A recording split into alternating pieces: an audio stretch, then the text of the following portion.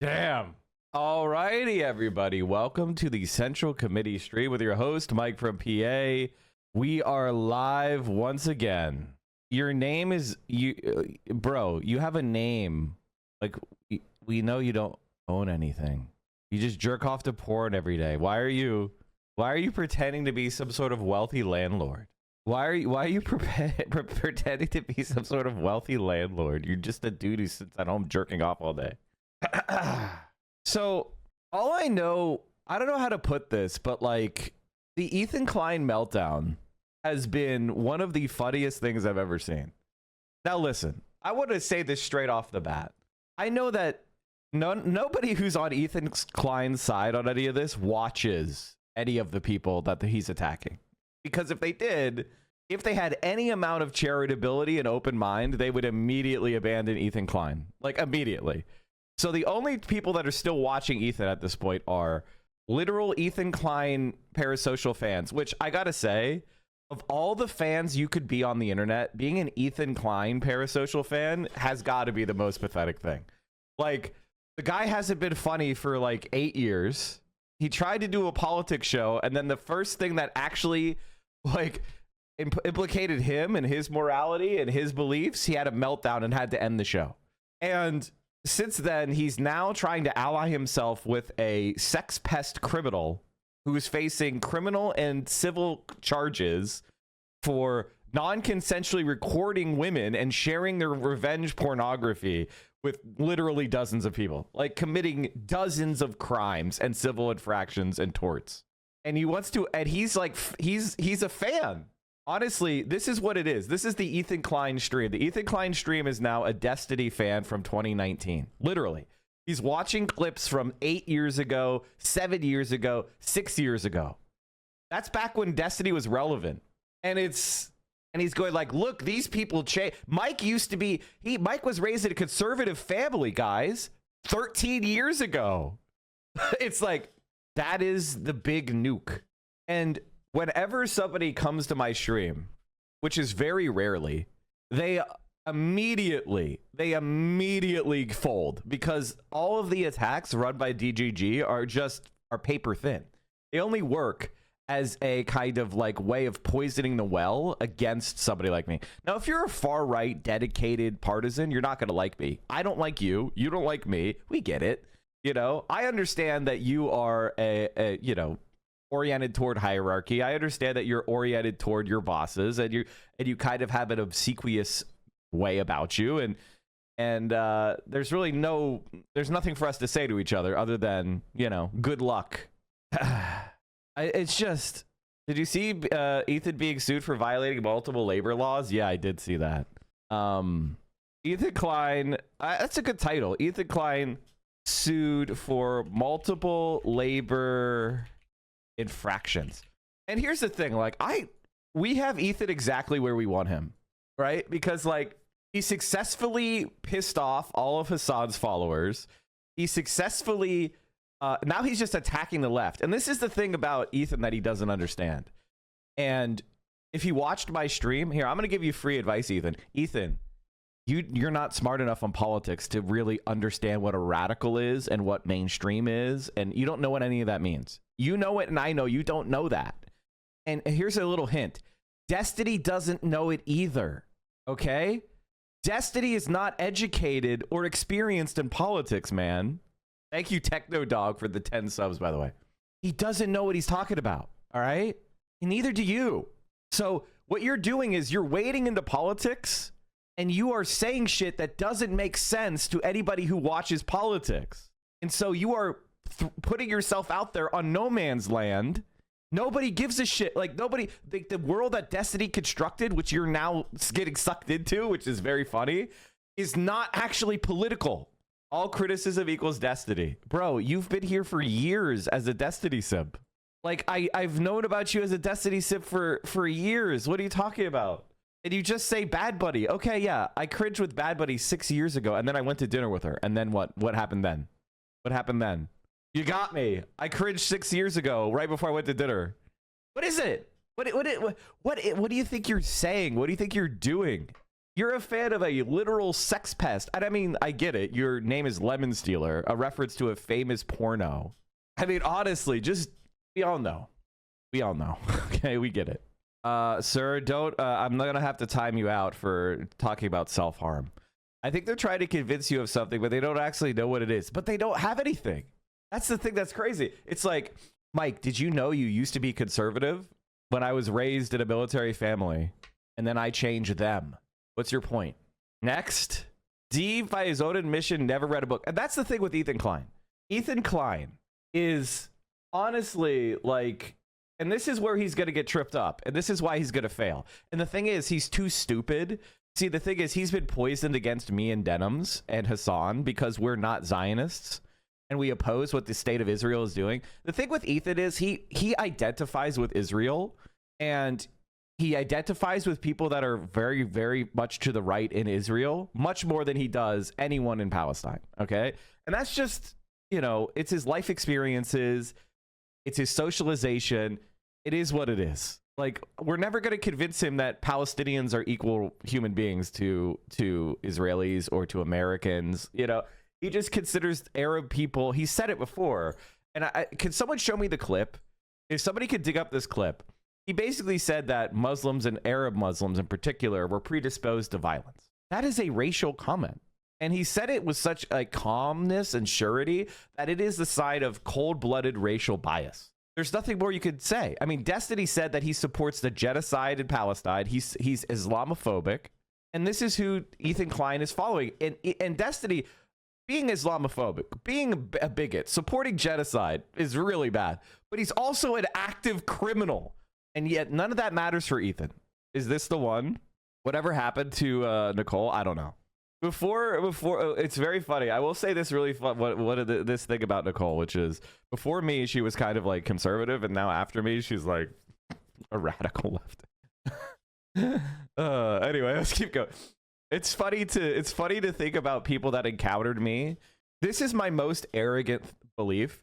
People encounter me, and I don't know why, but it is a life-altering experience for people. I don't know why. So many people have just changed the course of their entire life because they encountered me, or they've gone completely unhinged and insane. I don't know why. It's not everybody, of course. But it is enough people where it's kind of funny, where I'm just like, oh no. Should we recognize that this is another instance of white people wanting so badly to be prejudiced against? I mean, we have to remember that, like, I'm somebody who's actually deeply, deeply, deeply studied World War II and what led up to World War II and Weimar Germany and what the Nazis actually believed. I think you should know what the Nazis actually believed so you don't ever get confused and get tricked, right? One of the things that America did, and this is a very important historical point. Did you guys know that caring a lot about the Holocaust was originally considered to be left-wing coded? Caring a lot about the Holocaust was coded as socialist because West Germany had a lot of former Nazis in it. And so if you cared a lot about the Holocaust, you were considered to be a left-winger, undermining West Germany in the fight against the Soviet Union. That's part of why the Soviet Union made the epic blunder of supporting Israel's formation, because the America and the Western allies initially were basically trying to just move on from the Holocaust. The United States really didn't start supporting Israel until the 60s and the 70s, okay? We were kind of like mildly in favor of Israel. But it was actually a lot of like the left wing. Like a lot of the weapons for the Nakba came from, like, I think it was the Czechs. Like the Czechs gave weapons, which is in, you know, Eastern and Central Europe, right? And this is kind of like a complication, which is like a lot of like the Soviet Union and a lot of the left wondered, because there was early on in Israel's history, it was the left, so-called the labor left, socialist, self-described socialists, kibbutzes, who, even liberal Zionists, even binational state Zionists, you know, those type of people, the leading people in Israel early in its formation. And so, believe it or not, now when you look at it, you see Israel is far right, Israel is genocidal, Israel is, like, you know, fascist, Israel is closely aligned with the United States. and it's used as a cat's paw all around the world. That wasn't initially how it went. So I think a lot of people, like somebody like Ethan Klein, doesn't understand that because he's never read a book. And I don't mean that as an attack. I just mean that as a bare statement of fact. Right? Not understanding the complexities of what got us to this point. Right? Israel has been very successful in kind of navigating its way through the political tides. You know, that's why it exists, because they've managed to ride the waves of various different political movements. You think that went away? I'm sorry it came back. The neoliberal party leader said a few days ago that all the people demonstrating against the CDU because they work together with the AFD are left radicals. Oh, of course. You can copy and paste every single one of Ethan's talking points and compare them to documentaries that were made during apartheid South Africa and just listen to the arguments they were making in favor of apartheid. They sound the damn near the exact same. Well, here's the thing, future gamer. Israelis understand that South Africa was their model, right? Like, they know that. Like, people like Ethan Klein understand that. Like, when you compare him to apartheid South Africa, they're not mad because you're wrong. They're mad because it sounds bad. And the reason why they're mad about it is because America had its own civil rights movement. And in the common understanding, black people are equal citizens to white people in America, right? There's this kind of like kindergarten brain, true American. Like, most black people have far deeper roots to America than the white people, you know? So most white people, even people that are a little bit bigoted, look at black people as true Americans. That was kind of the legacy of the civil rights era, which is, you know, there's still bias and hate against black people, but no one really denies their Americanness, right? In fact, a lot of white people take pride in black culture as truly what makes America, as truly American. And so there is a kind of real strong distaste for apartheid South Africa, right? Now, apartheid South Africa's last ally was Israel. And people like Ethan Klein understand that. I do, on the other hand, acknowledge that, like, I think per capita, a lot of the weird fucking terrorism and crimes and shit, I mean, there's definitely some strong thread of violence through the Muslim community, or Arab Muslims, to be more specific. The extreme. So, the extreme, yeah. Like, there's a really... The extremists. Like, sure. You hear people say, like, you don't see Jews and Christians going and fucking doing suicide bombs. Maybe you do see some Christians these days. First of all, yes, you did. And this is why, like, Ethan Klein is almost... This is, like, bordering on Holocaust denial. And, like... It's because Ethan Klein, I'm sure he didn't intend it. He's just dumb and he doesn't know anything, right? A lot of Jewish people committed suicide attacks against the Nazis. That's just a fact. In the Warsaw Ghetto uprising, a lot of Jews did suicide attacks on the Nazis rather than surrender and be sent to death camps or be captured. They fought to the bitter end and they committed suicide. Why? Because they were being targeted and they understood that. And they were fighting with all of their strength. And the Palestinians are stateless. And this is one of the things that I think is really, like, sobering about people like Ethan Klein, which is he just doesn't care about history. He just doesn't care. Because if you care about history, if you study history, you can see the clear parallels between the Jewish people and the Palestinian people. The experience of being a stateless minority targeted by a powerful majority and denied equal status under the law. The idea that Zionism was socialist or left-wing is massively wrong. Okay, Herzl and Ben-Gurion socialism was only... Herzl wasn't a socialist. And Ben-Gurion socialism was only skin deep. I completely agree with you. I think you're mishearing me. And you might be having a little bit of problems understanding what I'm saying. Is that the Soviet Union allied with these surface level labor Zionists and leftists, right? They called themselves socialists. They called themselves leftists, but they bared racial animus against indigenous people. We're not talking about them being actual socialists, because socialists, it's in the Internationale. So one of the founding positions of socialism and leftism is that races are equal. Mike, we're all really bored of Ethan and D. Please move on. We gave you a good week and a half to our viewers and subs, but Jesus Christ, we're moving on. Don't worry. The man is still attacking me, James. Like, what do you want me to say, dude? And so, and as far as, like, you don't see Jews doing terrorist bombings. I mean, he doesn't even know the history of Israel. Israel was founded on terrorism. This is one of the most famous terrorist attacks. And what's interesting is recently they made the British Prime Minister, when he visited Israel, stay at the King David Hotel. Oh, you're the victim? What do you mean? What do you mean? What do you mean, chatter? Your first time here? Your first time here? What do you mean? You have the floor.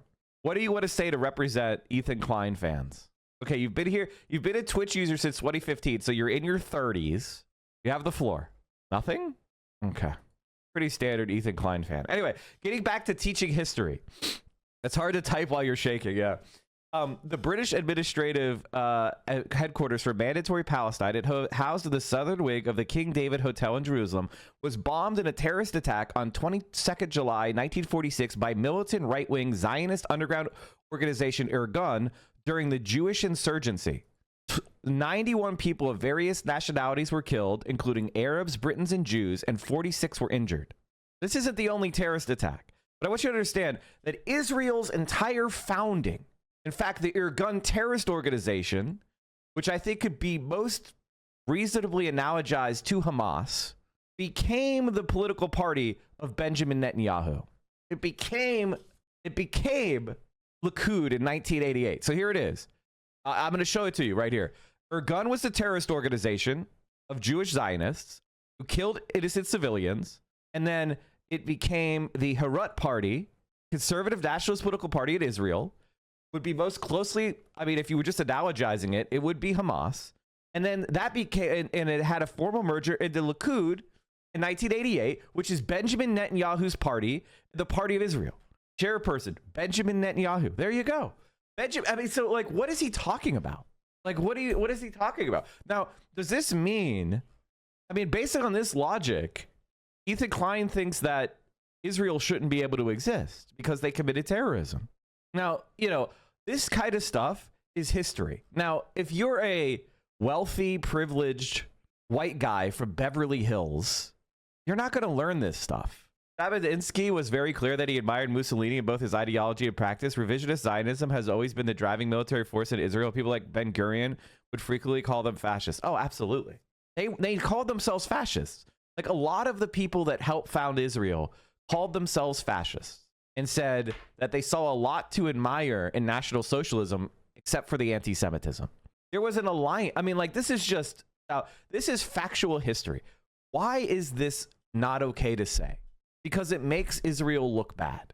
It shines a different light on what Israel is. Ethan wants you to think of Israel as this home of refugees. And in many ways, there were a lot of refugees in Israel. And a lot of those refugees were invited there, or they voluntarily left. A lot of them were compelled to go. But I don't think it would be okay if we brought in 3 million Haitians and went to Ethan Klein's house and kicked him out of his house and kicked everybody in that neighborhood out of his house just because they were refugees from horrible violence. I don't think that's an acceptable way to solve problems. Is go, well, we committed horrible atrocities against these people, so we're going to commit another atrocity against another group of people. It doesn't make sense. It doesn't justify what Israel has done. And that's what Ethan Klein wants you to do.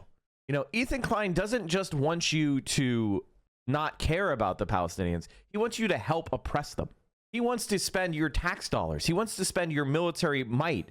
He wants to spend America's reputation and diplomacy abroad defending Israel. It's not just that we can't criticize Israel. It's that we have to actively pay for their crimes. That's what Ethan Klein thinks. And it's ultimately like, that's the problem. You know, sometimes people use the word like good person. Have you ever heard that phrase? People say, so-and-so is a good person. So I posted about Ethan Klein this weekend because I found out about a lawsuit that he's facing from his housekeeper. And when I saw the document, it was really, really, really, really, it was really disgusting. And I was like, I know for a fact that it's not easy to sue people. You have to have a lot of money ready. So do you guys think a housekeeper has a lot of money to sue Ethan Klein? So that means that the housekeeper is either borrowing money to sue Ethan Klein, or a bunch of attorneys looked at the case and found it to be so egregious that they said, we'll pay for your lawsuit against Ethan Klein because we know we're going to win, and we'll get you money and will pay for our legal fees. That is what is happening to Ethan Klein, is that lawyers looked at this case and said, oh my God, this is so egregious. We'll pay for your shit. This is something that lawyers do frequently. It's why conservatives hate the legal system, by the way. One of the few ways that regular people in America can get justice is through trial lawyers. And what happens with trial lawyers is they'll pay for everything up front if your case is good enough. If you've been wronged and you're broke, trial lawyers will pay for everything because they'll take a percentage at the end if they win. If they lose all their money. If you get nothing, they're out all the fees and all the effort. But corporations fucking hate the trial lawyers. Rich people like Ethan Klein hate trial lawyers. They'll frequently say that they're trying to extort me for money. So Ethan Klein is being, you know, his housekeeper says that she went to them and said, hey, I need to take a month off because I have a hernia surgery coming up. And so to recover, I need to basically not be engaged in strenuous physical activity. And I need accommodations in the form of light work. But I'm not going to be able to do everything I used to do as your housekeeper and maid and I guess personal cook. She was doing a lot of stuff for Ethan Klein. Can I just say this? And I'm going to say it. And I'm going to say it very simply. This is weird. No matter how much money I have made, I have never thought about getting a servant. Like this, you have to have a certain type of mentality to want a live-in servant. I know that there's a lot of people here who hear me say that and are like, no, I would love to have servants. But for me, it's just odd, you know? Sometimes it's necessary, right? Like if you are in a, like, say you're a fucking like national, say you're the president, right? The president probably shouldn't be spending his time doing his laundry, right? It probably makes sense to have somebody help the president with his laundry, right? But if you're a live-at-home YouTuber, what are you even doing all day? What are you doing all day? Throw a load of laundry in there. Hang out with your kids. What is he doing all day that he needs a maid? He needs a nanny. What is he fucking doing all day? I'm legitimately curious. He hasn't made a video on his main channel since Vape Nation. Like, what the fuck is he doing all day? I think if you're a single mother of multiple kids working 10 hours a day, oh yeah, definitely. If you're a single parent who leaves your home to work, it's a little bit different to get help around the house. But if you're a YouTuber who works from home, what the fuck are you doing all day? I'm legitimately asking. This is also different from hiring a cleaning lady once or twice a month to help you do a deep clean. This is a live-in housekeeper. This is fucking crazy. Who lives like this? Ethan was in his basement all day outside of the podcast making his content flop too. Dude is lazy as fuck. I mean, he didn't research a single goddamn thing. Okay, so what is Ethan Klein being sued for? He's being sued for violation of the California Family Rights Act, the disability discrimination violation in FEHA, a retaliation in violation of FEHA, failure to provide reasonable accommodation, failure to engage in interactive process, failure to take reasonable steps to prevent discrimination, retaliation in violation of California paid sick leave law, wrongful termination in violation of public policy, failure to provide meals and rest period, failure to pay overtime, failure to pay state and local minimum wage, and failure to pay all wages due, and failure to furnish wage statements. Oh my God. Now, I don't know this, chat. I want you to know I'm just doing what's known as news coverage of an emerging story. So I don't have any firsthand knowledge of what went down. You know, if Ethan Klein was to come out here and say what happened, I would like to encourage him to make a video where he talks about exactly why he's innocent. Otherwise, all we could do is go by the public filings. And to me, the story is very, very sad and gross. Let me pull it up. I want to make sure that, facts common to all causes of action. On information to belief, at all relevant times, defendant Teddy Fresh Inc. was a California corporation doing business in California. On information to belief, Teddy Fresh Inc. is and was at all times relevant and owned and operated by defendants Gila Klein and Ethan Klein, collectively the Kleins, each of whom at all times was an officer, director, and or managing agent of TFI, and an other person acting on behalf of an employer within the meaning of Labor Code Section 558-1. On information to belief, there is a unity of interest between defendants and each acts as the alter ego of the other, and failure to recognize the alter ego relationship would lead to an inequitable result.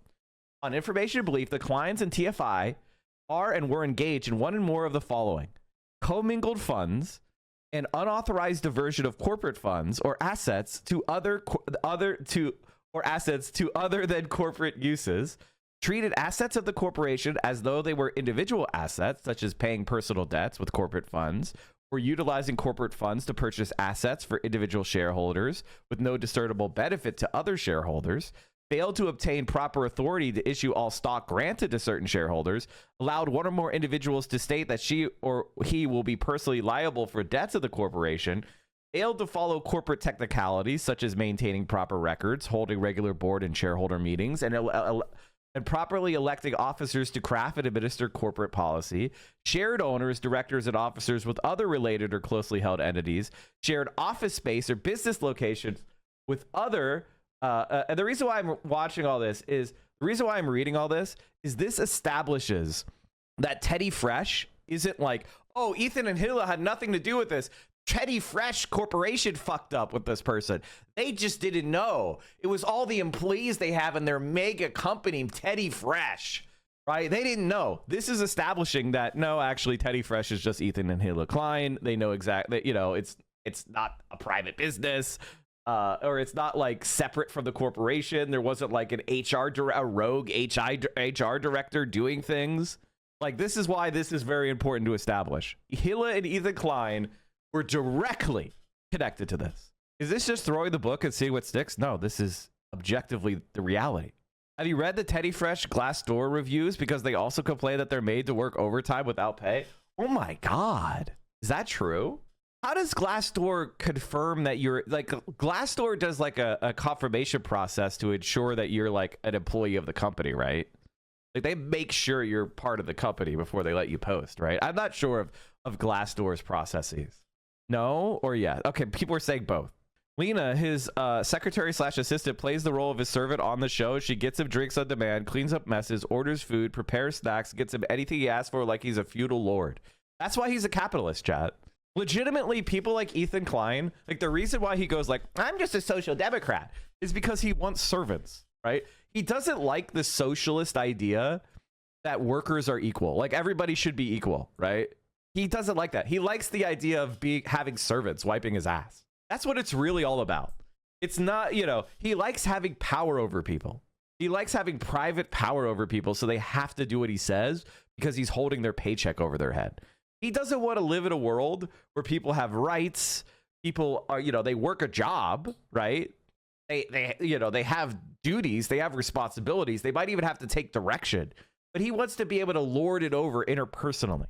And so, like, this is what people say, good person, bad person, that usually just means I don't like that person or I like that person, right? Like, that is like what people mean when they say that.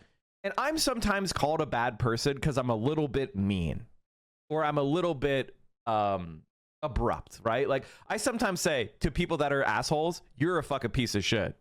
And I hope you suffer the consequences of your actions. Like, I'll say stuff like that, and people be like, whoa, Mike's mean, he's a bad person, he just said that bad person deserves to have a bad life. And it's like, you know what, guilty. But if you ever work with me interpersonally, I'm going to take care of you, and I'm going to treat you respectfully. I'm going to listen to you, and I'm going to take care of you, and I'm going to treat you like I treat myself. I'm going to treat you like an equal fucking person. He was appalled when Dan said share the profits with his employees. That's when he decided he's not for socialism. Yeah. I'm a blunt person. I'm an honest person. I'm not fake. You know, I just tell you what I think all the time because, you know what? Who has time for this subterfuge? I'm not the fucking Queen of Sheba. You know what I mean? Like, why am I running around trying to do subterfuge and trick people and show fake personas? It's like, who has time for that? But so I don't find the good person, bad person distinction to mean much. In fact, whenever I hear somebody say so-and-so is a good person, that's a red flag for me on that person. Like, legitimately, I'm like, they're a good person, huh? It's something you say when you don't have anything specific to say. But it's also a side the person is manipulating you. They want you to be like positively positively oriented toward that person, right? And it's like, instead of saying they're a good person, why don't you give me a story of the good thing they did that makes them good? You know what I mean? And so anyway, Ethan Klein is very dedicated to saying that me and Denims are bad people and he's a good person. But this is a person who is the most intimate worker you could have. A live-in housekeeper, maid, tendy retriever for him. And he mistreated her so badly, she's suing him. Okay, so complaint for damages. Plaintiff served as full-time housekeeper to the clients beginning on approximately December 16th, 2020. She was well regarded during her time with them and fulfilled her job duties without issue, including cleaning the house, doing laundry. Oh no. Okay, I found it. Okay, never mind. I have it. Okay. Doing laundry, making meals, regularly performing errands, and grocery shopping. During her employment, plaintiff suffered from a hernia of which the clients were aware. On June 18th, 2024, plaintiff learned she would need surgery for her hernia. The very next day, June 19th, 2024, at 10 a.m., she notified Mrs. Klein that she would be needing time off for hernia surgery on July 19th, 2024. Additionally, she told Mrs. Klein that her doctor expected her to need a month to recover, but if she felt better sooner, she would return earlier. On June 20th, 2024, plaintiff placed a call to Karen in TFI's Human Resources Department as she was having a problem with her time card login. She notified Karen by voicemail on that date that she would be going out for surgery on July 19th, 2024, and that her doctor expected she would need a month to recuperate. Shortly thereafter, on June 20th, only 2 days after plaintiff notified her employer that she needed time off for hernia surgery, Carrie Bish, EDP of Finance, called plaintiff to notify her that her employment was being terminated and that she need not return to the house. Days later, as Ms. Bish attempted to have plaintiff sign a release, which plaintiff declined to sign, plaintiff pressed for a reason for her termination. Ms. Bish responded that her employer was, quote, going in a different direction, and referenced a problem she had with the client's nanny. The reason was pretextual. Defendants terminated plaintiff because she requested time off for her hernia surgery.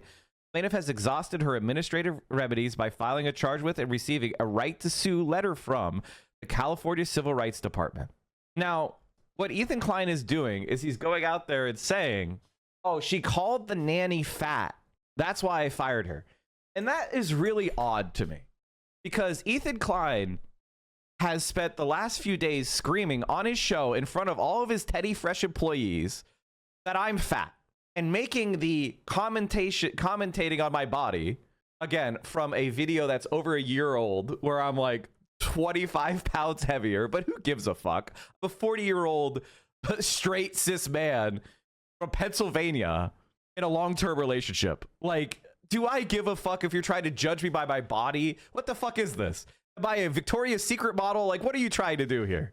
But anyway, he's calling me fat, right? He's trying to mock me for being fat. So, funnily enough, that creates a climate where mocking people for being fat is clearly part of Ethan Klein's, it's acceptable behavior in Teddy Fresh, right? So he's going to say, I fired my maid because she made fun of someone for being fat while making fun of people for being fat. He has literally created a counter argument to his entire case. He might lose his lawsuit because he'll be brought to the stand to testify, and they'll say, you say that she was calling people fat was a reason for termination? It'll be like, yes, it's unacceptable to call people fat and do fat shaming. And they'll be like, didn't you just call so-and-so this someone on fat on the Teddy Fresh show? Isn't this part of Teddy Fresh's culture to call other people fat? So you're saying that it was you didn't fire her for hernia surgery, that you fired her immediately after being informed of. But you fired her for calling people fat, and you're calling people fat all the time? When was it unacceptable? Was it unacceptable for just firing her, but acceptable for everyone else? Was that communicated to her? Like, basically the entire point is he has just completely destroyed the only argument he had. The argument he had was, oh, I didn't fire her for needing hernia surgery. I fired her for another reason, and this is immaterial. You know, it doesn't matter, right? And I can tell you right now, he's fucked. He's fucked. He's going to look terrible. And a lot of people are going to look at this And they're going to say, like, a lot of Ethan Klein's fans are going to look at this and go, no, this is not true. He's allowed to call you fat, and it doesn't matter. You can't call the nanny fat. Blah, blah, blah. They don't understand anything regarding how these cases actually operate. They're not going to be able to establish that calling someone fat was beyond the pale unacceptable while they're doing it. Like, they've just destroyed their entire the people going to the trial, the jurors, the judge. They're not going to be Teddy Fresh fans, okay? They're not going to be Vape Nash fans. This is why you're not an attorney. No, that's totally why I went to law school and you didn't. Why is this guy back? So Jewish equals not innocent? Oh my god, this guy's boring, dude. Oh god. Oh my god. This is the average Destiny fan. Oh my god, dude. Oh my god, dude. Do you ever, like, can you kind of, I want to talk about you for a second, man. I want to talk about you for a second. Can we talk about you? I have issues, but every single content creator seems to accept Palestinian terrorism. Oh, you've just been lied to. Oh, that's embarrassing. I posted the very plausible sexual violence. Oh, this guy was talking. Oh shit, we missed the chance. Did you read this report? Yeah, they were attacking Brits for trying to curtail their immigration to Israel. There was no Israel in 1946. I've never watched H3. So we're back to Hamas, who raped folk on October 7th. The IDF rapes more people constantly. Again, we have ourselves. Okay, you could just ban this guy. This guy is just a literal Hasbaran. Oh my God, Spittington, bro, you're legitimately, this is an alt account and you're a Destiny super fan? This is it? Oh my lord. Like, you can stay. Honestly, you can stay. I was gonna ban you, but a profound sense of like pity came over me, and I just like, you can hang out, man. You know what? You can hang out. I hope you recover. I want to say how absolutely fucking hilarious it is that you fat soy fucks were screeching and screaming about how horrible and evil cancel culture is, and hashtag Me Too shit was innocent until proven guilty. But you're super content to take a side on this because of where the popular support is when only one side is spoken. I'll respond with more substance when I can, but I'm being attacked by people who have literally nothing to lose and everything to gain by saying whatever insane shit they can publicly while trying to squeeze me legally, privately, which puts me in the most annoying fucking spot imaginable when dealing with dipshits like you. If you really want to show your nuts, why not attack places like Kiwi Farms where the content is literally still being hosted and blasted to the world? Also because of the scary party to go after. Talk about cowards. Okay, a couple of things here. One, this is a republication of, he just committed another crime. He just directed everybody to this thing. What are you doing, dude? What the fuck is he doing? Secondly, he's allowed to say whatever he wants. Destiny could say whatever he wants about Pixie, about all these girls that he sent this stuff to. He doesn't have to be quiet. He's choosing to be quiet because he's worried that it might hurt his case. Deciding to be quiet is not, you're not being gagged. You are gagging yourself. You're allowed to say whatever the fuck you want. And and the thing about that is he funded Kiwi Farms. He literally funded Kiwi Farms. Oh my lord. People also forget he got a ton of his Keffel's manifesto info from Kiwi Farms and personally floated the idea of fundraising for the site despite her. He interviewed Null at this time too. This was after Kiwi Farms was already hosting his revenge porn from the Blue Tea incident. Yeah, Destiny loves Kiwi Farms. He's been like, he's always tried to make friends with the Kiwi Farms people. Like, what is he talking about? Sorry to get distracted into Destiny shit, but I think one of the things that we should really keep in mind is that no matter what we do, no matter what we say, these people are unconvincible. Like, Ethan Klein is unconvincible. Like, he's not going to go like, wow, you're right. Your arguments are so airtight. Arabs are human beings. I do believe that Israel should unite into one state where everybody has the freedom of conscience and the right to return and physical security. Why do you hate H3s? Oh, hey, look, it's DGGers. Why, how many couches have fallen victim to your fist, lady Dino? Why do you hate H3 so much? Do you want to Minecraft all Jews? This is the best they've got. I dislike Ethan Klein because he is a criminal. as far as his duties for violating the law regards to his own workers. He is, I dislike Ethan Klein because I believe his housekeeper that he fired her for needing hernia surgery instead of paying for her time off. Free Destiny. Hey man. Hey JNRK. How do you feel about DGG dying out? Talk to me about that. Every single one of Destiny's close friends abandoning him because they all know it's true. What do you think about that? Even LSF is against Destiny. It's very funny because, like, when you talk about Ethan Klein, the only people to come and defend him are Destiny viewers. And, like, I like that. It's actually good. And that's actually good. So I'm going to explain why that's good. It creates, first of all, there's like between 500 and 1,000 really organized DGG diehards, which is a lot, but it's also nothing. So what do I mean by that? Well, it can create kind of these localized impressions of a certain opinion being way more popular. Bro, you just calling you out a Destiny. You just call anyone calling you out a Destiny viewer because you are a Destiny viewer. You were here talking about Loner Box last.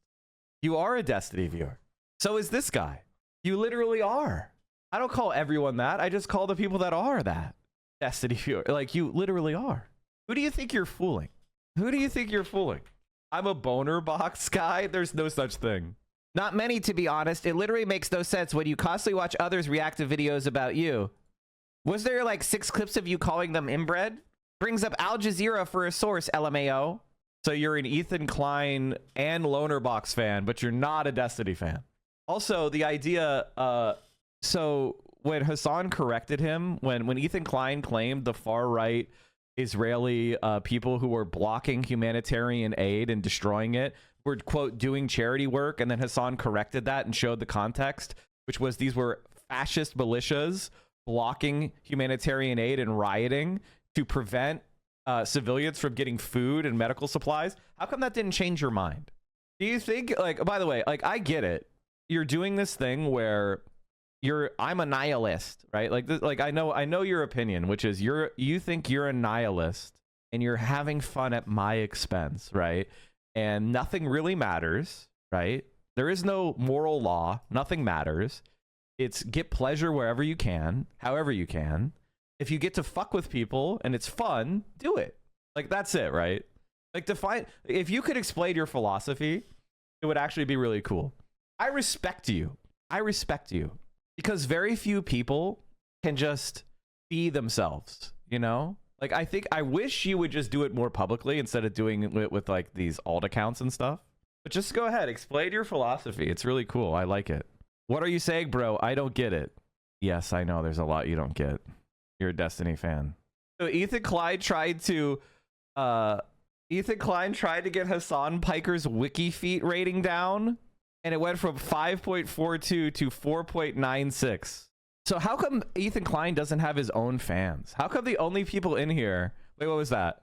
Why is the only people in here Destiny fans? Like, why does Ethan Klein have none of his own guys? Why do you have no shooters? Why does Ethan Klein have no shooters? Ethan Klein got banned for brigading WikiFeet. He was trying to get himself to be #1 on WikiFeet. So he was brigading WikiFeet, and so the foot fetishists don't like Ethan. They like banned him from the channel. So his attempt to like interact with Hassan's WikiFeet page is I guess a way of trying to get Hassan banned as well. I wish I didn't know this, but in between these posts about Hassan's feet are also pics about me where Ethan Klein, this is true. I said, debate me, Ethan Klein. Silence. So you know what Ethan Klein did? He went through all of my posts on Twitter to try to find one of me being mean to one of his fans, and then posted it on his Instagram stories. DGGers, this is your new guy you're gonna rally around. Holy drama farm circle jerk. Hey guys, we can see your posts, man. We can see your posts, man. We can see your posts, man. Are you... Oh my god, is this an October 7th lever? This is an October 7th lever in the wild. His last post was literally October 8th, and then he waited, and then he became a Destiny fan, an Epstein fan. Are you Israeli? Like, why was October 7th such a big mover for you? No, you're an atheist. Most Zionists are atheists. Ethan doesn't believe in anything. Wow, these are a lot of posts on DGG, man. Do you spend all your time there? This is almost like 12 hours in a row. What do you do for fun besides following Destiny around and like being a super fan? What else do you do? Are you a gamer? You have any hobbies? You're a gamer? What's your favorite game? Both of them replied to me, chat. Both of them followed me. Both of them replied. Guys, by the way, like, I'm not even mad. Like, you and I both know that all of Destiny's like narratives around me are not true. You just think they're funny that people believe them, which I get. It is kind of funny that people believe it. It is a little bit funny that people believe it. Not gonna lie. You get to have a little treat. You get to manipulate the cucks and frustrate Mike. No way, H3 was sued. Yeah, H3 was sued for his crimes. Terraria from Soft Games. All right. Would you understand that I'm better than you at those things too? No, I'm kidding. But no, I'm gonna build a bridge between you, DGGer, and me. Are you ready? Are you ready? We're building bridges, chat. Here's my Sekiro 100% achievement run. Look at that. Honestly, I kind of think the game was a little bit on the easier side, to be honest. He's not actually a Diddy GG guy. No, he is. We showed him in Diddy G chat for like 15 hours. He's not a juice. I mean, he sometimes goes to XQC. That's not very often. He's more of a Diddy G fan. For those of you who are Destiny supporters, what is the thing that makes you hate Hassan the most? And then we're gonna talk about politics, chat. Then we're gonna come back to this as I feel like it. What's the best argument you think? Like what's the argument that convinces you, not other people, but you? Like what is it about Hassan that really bothers you? What is it about his philosophy, or why do you think Bernie Sanders and AOC are bad politicians? He downplays Russia-China wrongdoings. Okay, so he's against the invasion of Russia, the invasion of Ukraine by Russia, and he presents accurate information about China while criticizing China. That's it? So you're just like kind of an American nationalist? I'm not an American NA shithole. Europe is being absolutely taken over by fascists right now as we speak. And you're talking about an American Turkish political commentator all day? AFD in Germany. You have Le Pen in France. You have fascists in Italy. You have Vox in Spain. You've got Reform in Britain. You've got the Swedish Democrats. Like, there are fascists growing in every single country in Europe. I'm not even starting. I'm not even done. I'm just Geert Wilders in the Netherlands. And you think that Hassan and I are the problem? Because we support Bernie Sanders and AOC. And we support the UAW and the SAG unions and the Amazon labor unions. You can't be like, really? Like, this is, by the way, chat, this is, since we're talking about politics, this will bring us to the politics section, which I will entitle Democrats Refuse to Fight. Now, I want to show you something. If you're a politics chatter, I want to show you something. And I want you to understand is that my political analysis is much, much better than Destiny's. And just, this is your opportunity to leave. He's dumb. He's a dumb guy. And I'll just show you. I'm trying to figure out what leverage we actually have. What leverage do we have? They control the House, the Senate, and the presidency. It's their government. What leverage do we have? I'm trying to figure out what leverage we actually have. What leverage do we have? They control the House. Now, this is the Democratic minority leader in the House. The Democrats have, the Republicans have like a 2-seat majority.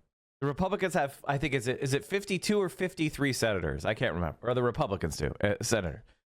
So everything can be filibustered. And I have said this from the beginning that he was a problem.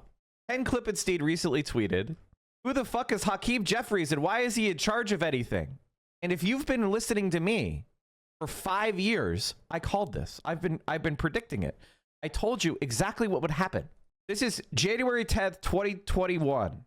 Nancy Pelosi was not pleased when Leslie Stahl brought up AOC. I said, she's 100% grooming arch anti-progressive Hakeem Jeffries to take her spot. The man is fully dedicated to destroying the left in the Democratic Party. Couldn't be clearer. The man needs primaried out in New York. As 2021, I said that she was going to groom Hakeem Jeffries, and I called it exact. How do you think Destiny? Not only did I know who Hakeem Jeffries was, I predicted that she was going to groom him to take over years before it happened. And why did I know she was going to groom him? Because I actually understand what's going on in Congress and politics. I actually have insight. If January 14th, 2023, if you want to know where the Democratic Party is going under Hakeem Jeffries, this will tell you to the far right. Hakeem Jeffries rallying for anti-choice Court of Appeals pick at an event where one of the speakers encourages Republican senators to support LaSalle to overcome Democratic opposition. A crazy start to his Democratic unity tenure. So 2 years later, when he became the minority leader, the first thing he did was promote an anti-choice judge. Hakeem Jeffries doesn't give a crap about Democrats winning the House. He's there to collect donor money and smash the left. Now, I've been talking about Hakeem Jeffries a lot. And the reason why is because I understand there's a civil war in the Democratic Party between the establishment Democrats. Mike, to be fair, brag about having more political acumen than Destiny's like bragging about beating children at T-ball. I'm talking to a specific group of chatters. He says America bad to justify worldwide events and explain the reality, though that's not actual reality. JNR, I don't know where you're from. We don't say America bad. That's what Destiny says to create a thought-terminating cliche so you don't actually listen to what we are saying out loud. Why are you distracting about Hassan? We're talking about me right now and why I'm right about everything and your boy is wrong about everything. Why are you distracting? Aren't you interested in the fact that I knew this would happen? Why aren't you interested in my political acumen? I keep seeing the take that Hakeem Jeffries has the same politics as Bernie, but for some reason hates the left. Here's a hint. He doesn't actually have the same policies as Bernie. Progressives need to do everything in their power to stop Hakeem Jeffries. He's legitimately the most dangerous politician in America after Trump, November 10th, 2022. Hakeem Jeffries has always been a faux-aggressive fraud that took massive lobbyist checks from Wall Street and AIPAC. Most of his career was targeting progressives in New York and backing up the right. You know, a bog standard Democratic leader. The fact that Chris doesn't know this. Like, this is... and by the way, not only that, I think I actually I did a call to the Majority Report about Hakeem Jeffries. I think I might have actually called in to the Majority Report about Hakeem Jeffries because I was so concerned. Let me see if I can find this. The reason why I'm showing you guys this is because, like, the Democratic Party is not resisting Trump. The Democratic Party is not resisting Trump. And people are like, why is this? It's because of ideology. They would rather Trump win than the left win.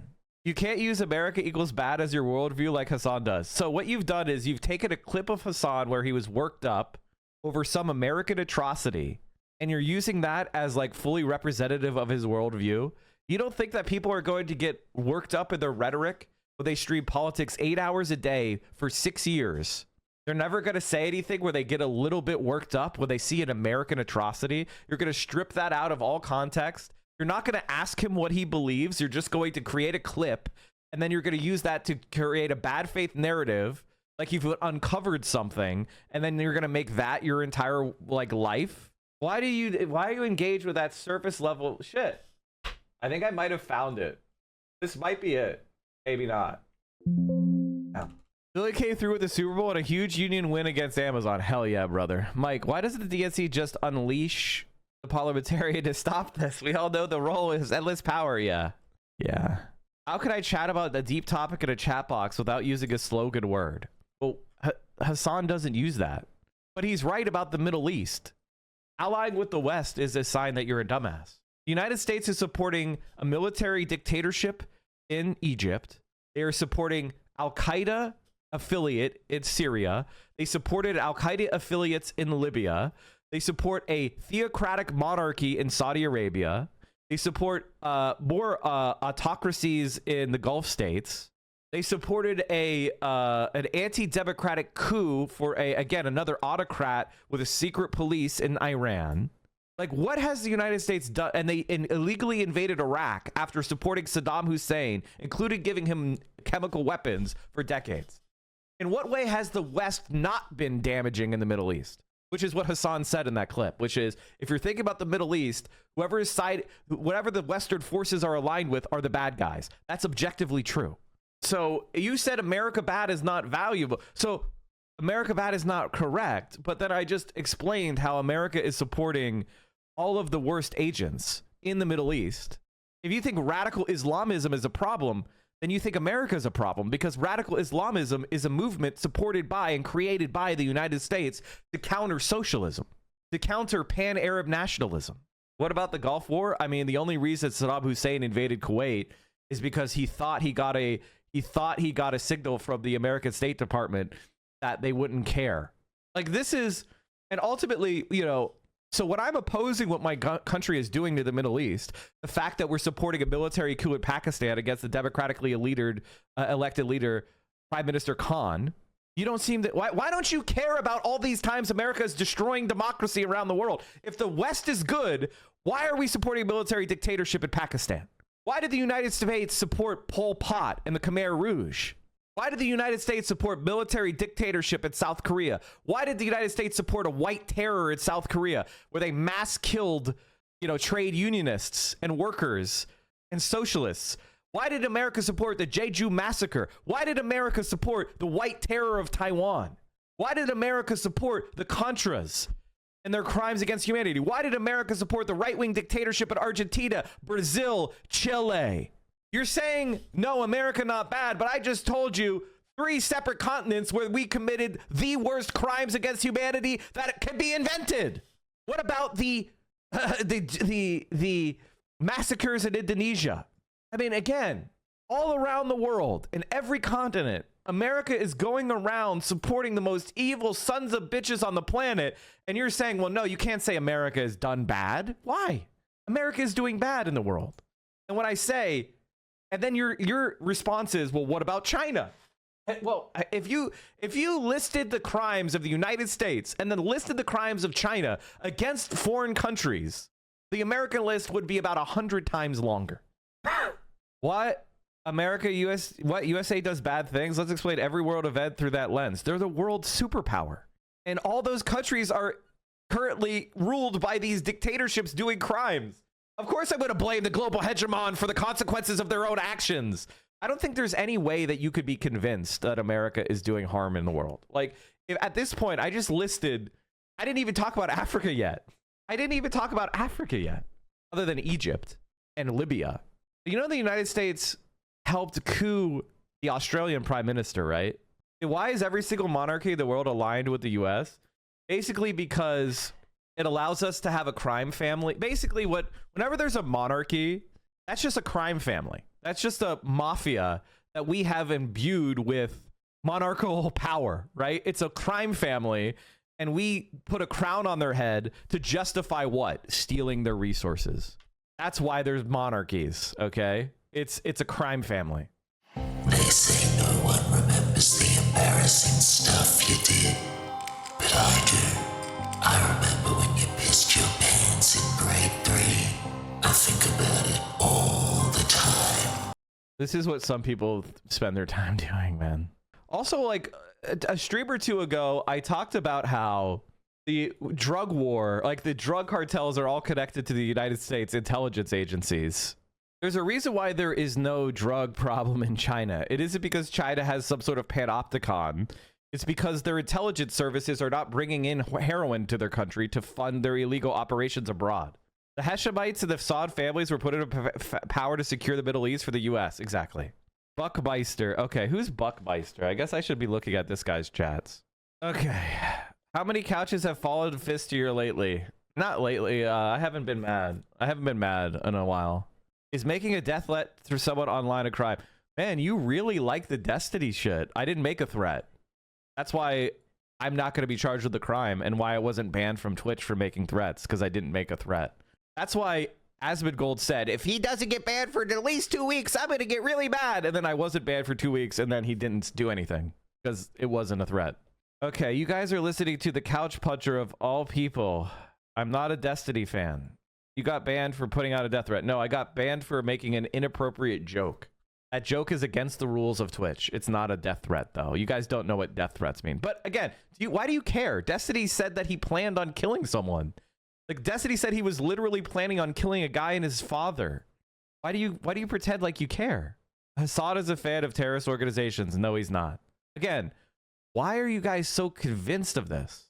Assad has said that terrorism is the natural result of racial oppression and the oppression and colonization of the Palestinian people, and that he's not a supporter of Hamas, but he understands why Hamas exists.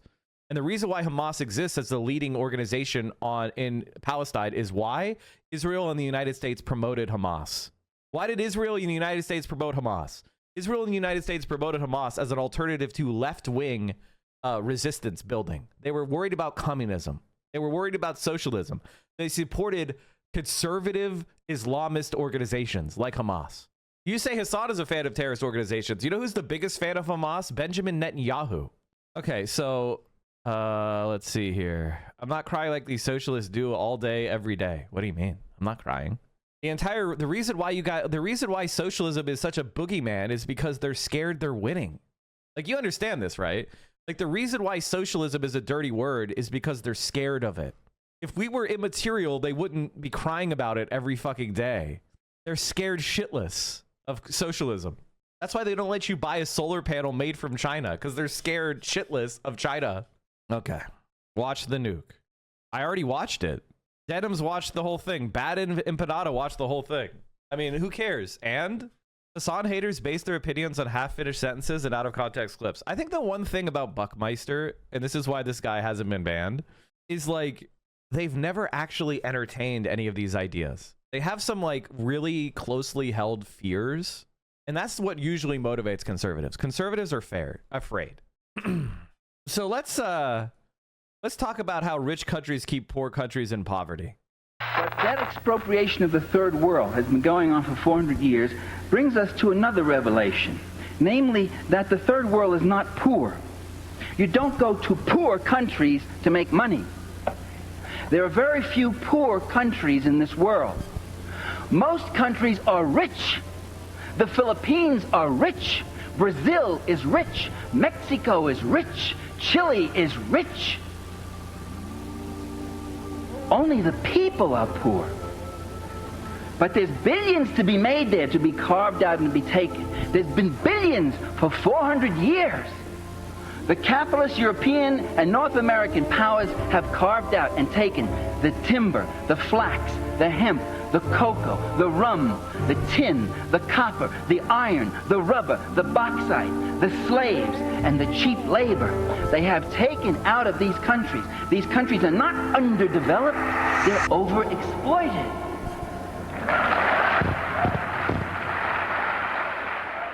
Almost 40 years later, and this still holds true. When we hear the word colonialism, some may associate it with an outdated system of exploitation and coercion, one that took place a long time ago, and although it was wrong, we grew past it and learned from our mistakes. But unfortunately, I'm here to tell you that, although you may believe that this depravity is ancient history, it's not. It's just advanced with the times. Instead of subjugation by way of guns, whips, chains, and soldiers, the imperial forces of today use something that seems a little cleaner, a little more professional. They use debt. Instead of colonialism, we've moved to a system of neocolonialism.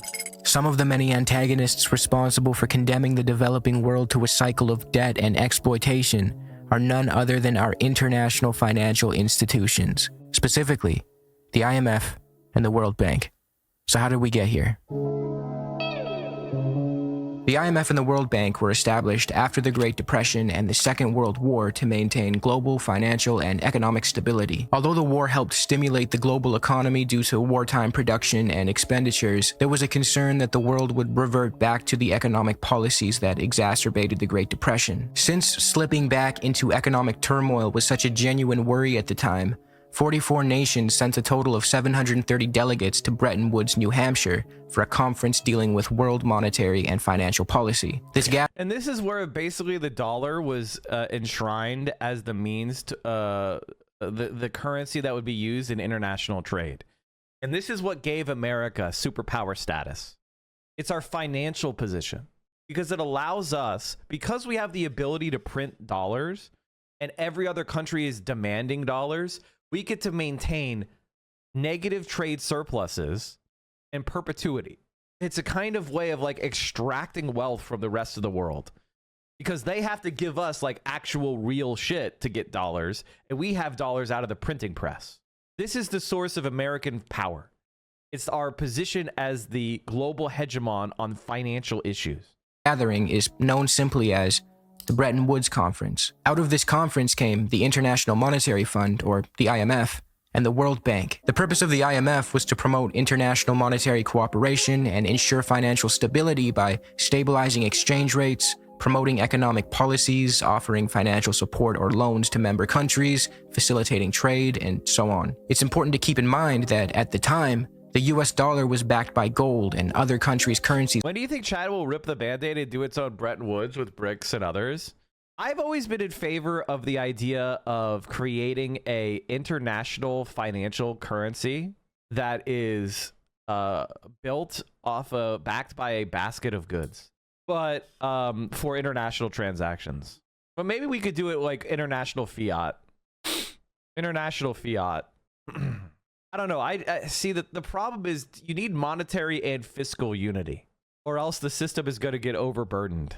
These were fixed to the US dollar, so having an organization, like the IMF, mandated with monitoring exchange rates and lending monies to countries who may be facing balance of payment issues made sense. However, since this system ended in the early 70s with the abandonment of the gold standard, you would think that the role of the IMF would shrink or disappear completely, but no. From 1970 to 1975, the volume of lending more than doubled in real terms, and the IMF's influence persists to this day. The IMF, like the World Bank, is not actually a bank, but it nonetheless lends money. We'll get into why this is detrimental in a bit. The way the IMF is set up is as follows. Member countries pay a quota, which is essentially a subscription. The wealthier a country is, the more money they contribute to the IMF. The more money they contribute to the IMF, the more of the vote share they have. This weighted system leads to disparities in the vote share and allows for rich Western countries to exercise political influence and power over poorer nations. They can champion policies that benefit rich Western interests at the expense of developing countries who have little to no say in the matter. To illustrate the absurdity of this system, a country like Ethiopia, with a population of 70 million, has half the vote Why do libertarian morons point to the gold standard? Because they don't understand share of history. Luxembourg. Basically, what happened when you lock your currency just to gold, you create a situation where the monetary supply is not expanding or contracting based on what you how many is not expanding based on the needs of people. It's expanding based on how much gold is being found and mined. That's very stupid, and it requires physical gold transfers when there are trade surpluses and deficits. And one of the problems with what the United States had is the United States had a trade surplus with much of Europe. And so Europe was sending lots of gold to the United States, but the United States wasn't issuing more dollars. So we saw a decline in the monetary supply as shipped gold resulted in fewer, francs and Deutschmarks and pounds, and dollars were not being produced. That's part of the reason why we had the Great Depression.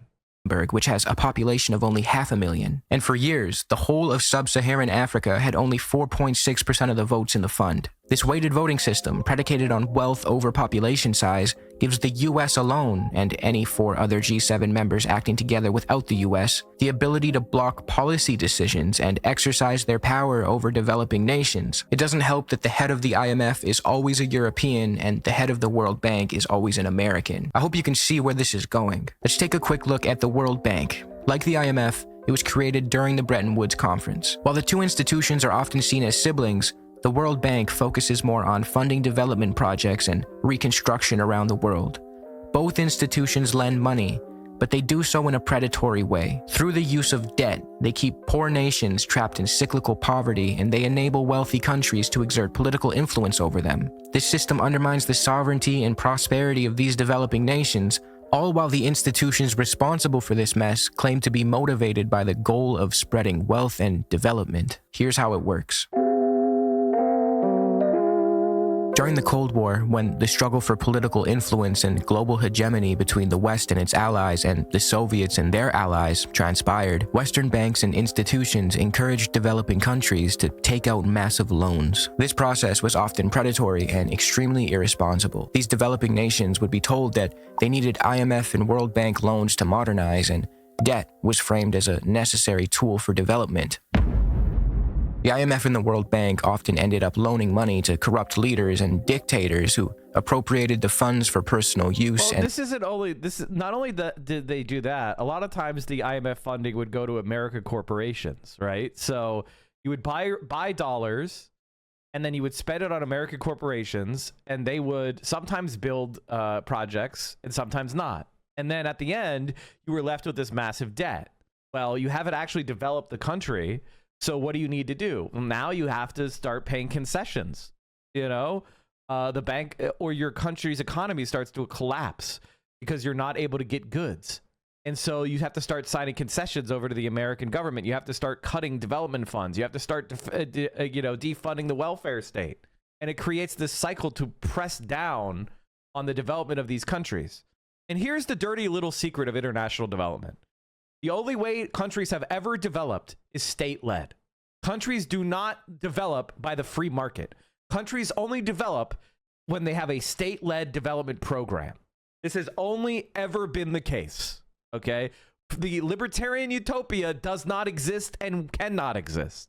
And left their country in debt. Whenever they successfully convinced a developing nation to take out a loan with them, conditionalities were part and parcel of the deal. Meaning, if a developing country took out a loan with the IMF or the World Bank, that country needed to adopt specific policy prescriptions. Those policy prescriptions were designed not to aid the developing country and turn it into an economically sufficient nation, but to prioritize its ability to repay its debt with interest and open up its economy to the West. I should note that if a country was severely impoverished, the IMF would impose either a low interest rate or no interest at all, but don't let this fool you. The intentions here were not altruistic. Interest or not, the goal was to entrap indebted countries and use them to pursue the interests of the West. To quote John Perkins, author of Confessions of an Economic Hitman, whose job for years was to try and get developing countries to take out these predatory loans, I would work to bankrupt the countries that received those loans, after they had paid Maine and other US contractors, of course, so that they would be forever beholden to their creditors, and so they would present easy targets when we needed favors, including military bases, UN votes, or access to oil and other natural resources. Now let's get back to those loan conditionalities. The IMF and the World Bank forced borrowing countries to adhere to a set of economic reforms and policy prescriptions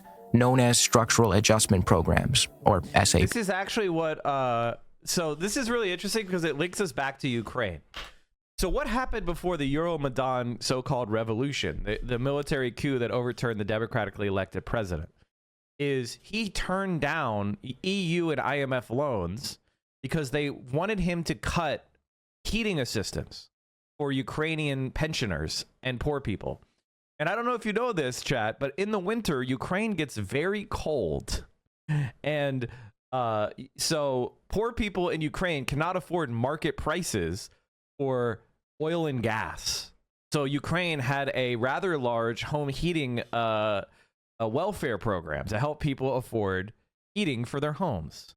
So he turned that they turned down IMF loans because the IMF loans wanted them to basically they wanted them to privatize state enterprise.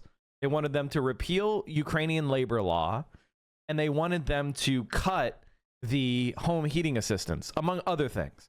And these were all the structural adjustments that the European Union and the IMF wanted. And he turned it down in favor of a development deal from Russia. And that's when the Euromaidan revolution was kicked off by pro-Western liberals in the western part of the country, whereas he was elected by people in the eastern part of the country, right? So the minority, which happened to be the majority within the capital, pushed for this European realignment, right? And then there was 100 people gunned down. Nobody knows who did it. And, eventually he was chased out of the country. He fled to Russia and was removed from power after the revolution, right? And that's when the whole rebellion happened in 2014 with the invasion of Crimea by Russia and the annexation of Crimea by Russia, and then the rebellion by the Eastern breakaway provinces. It all happened in the context of a coup of the democratically elected leader because he didn't want to do IMF EU program. I don't know if the CIA was behind the Euromaidan revolution. I wasn't born yesterday, and it looks identical to very similar revolutions that have happened in throughout the world against American regimes the American state is not in favor of. But I don't have direct proof. I don't have the declassified documents. 25, 50 years from now, maybe we'll be able to see those documents. But all I can say right now is we know for a fact that it was an overturning of a democratically elected government through non-legal means.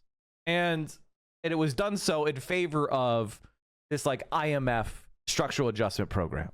SAPs fit snugly within the neoliberal era, and they forced borrowing countries to implement privatization of state-owned enterprises, trade liberalization through the removal of tariffs, subsidies, and so forth, deregulation, currency devaluation, and austerity in the form of cuts to public services, healthcare, education, etc. The goal was to get these indebted nations to repay their debts with interest at the expense of their impoverished populations. We'll get into specific examples in a bit. The IMF and the World Bank came to adopt what is referred to as the Washington Consensus of neoliberal growth strategies. If you don't know what neoliberalism means, I like to use David Harvey's definition, which goes like this. Neoliberalism is a theory of political economic practices that proposes that human well-being can best be advanced by liberating individual entrepreneurial freedoms and skills within an institutional framework characterized by strong private property rights, free markets, and free trade. The role of the state is to create and preserve an institutional framework appropriate to such practices.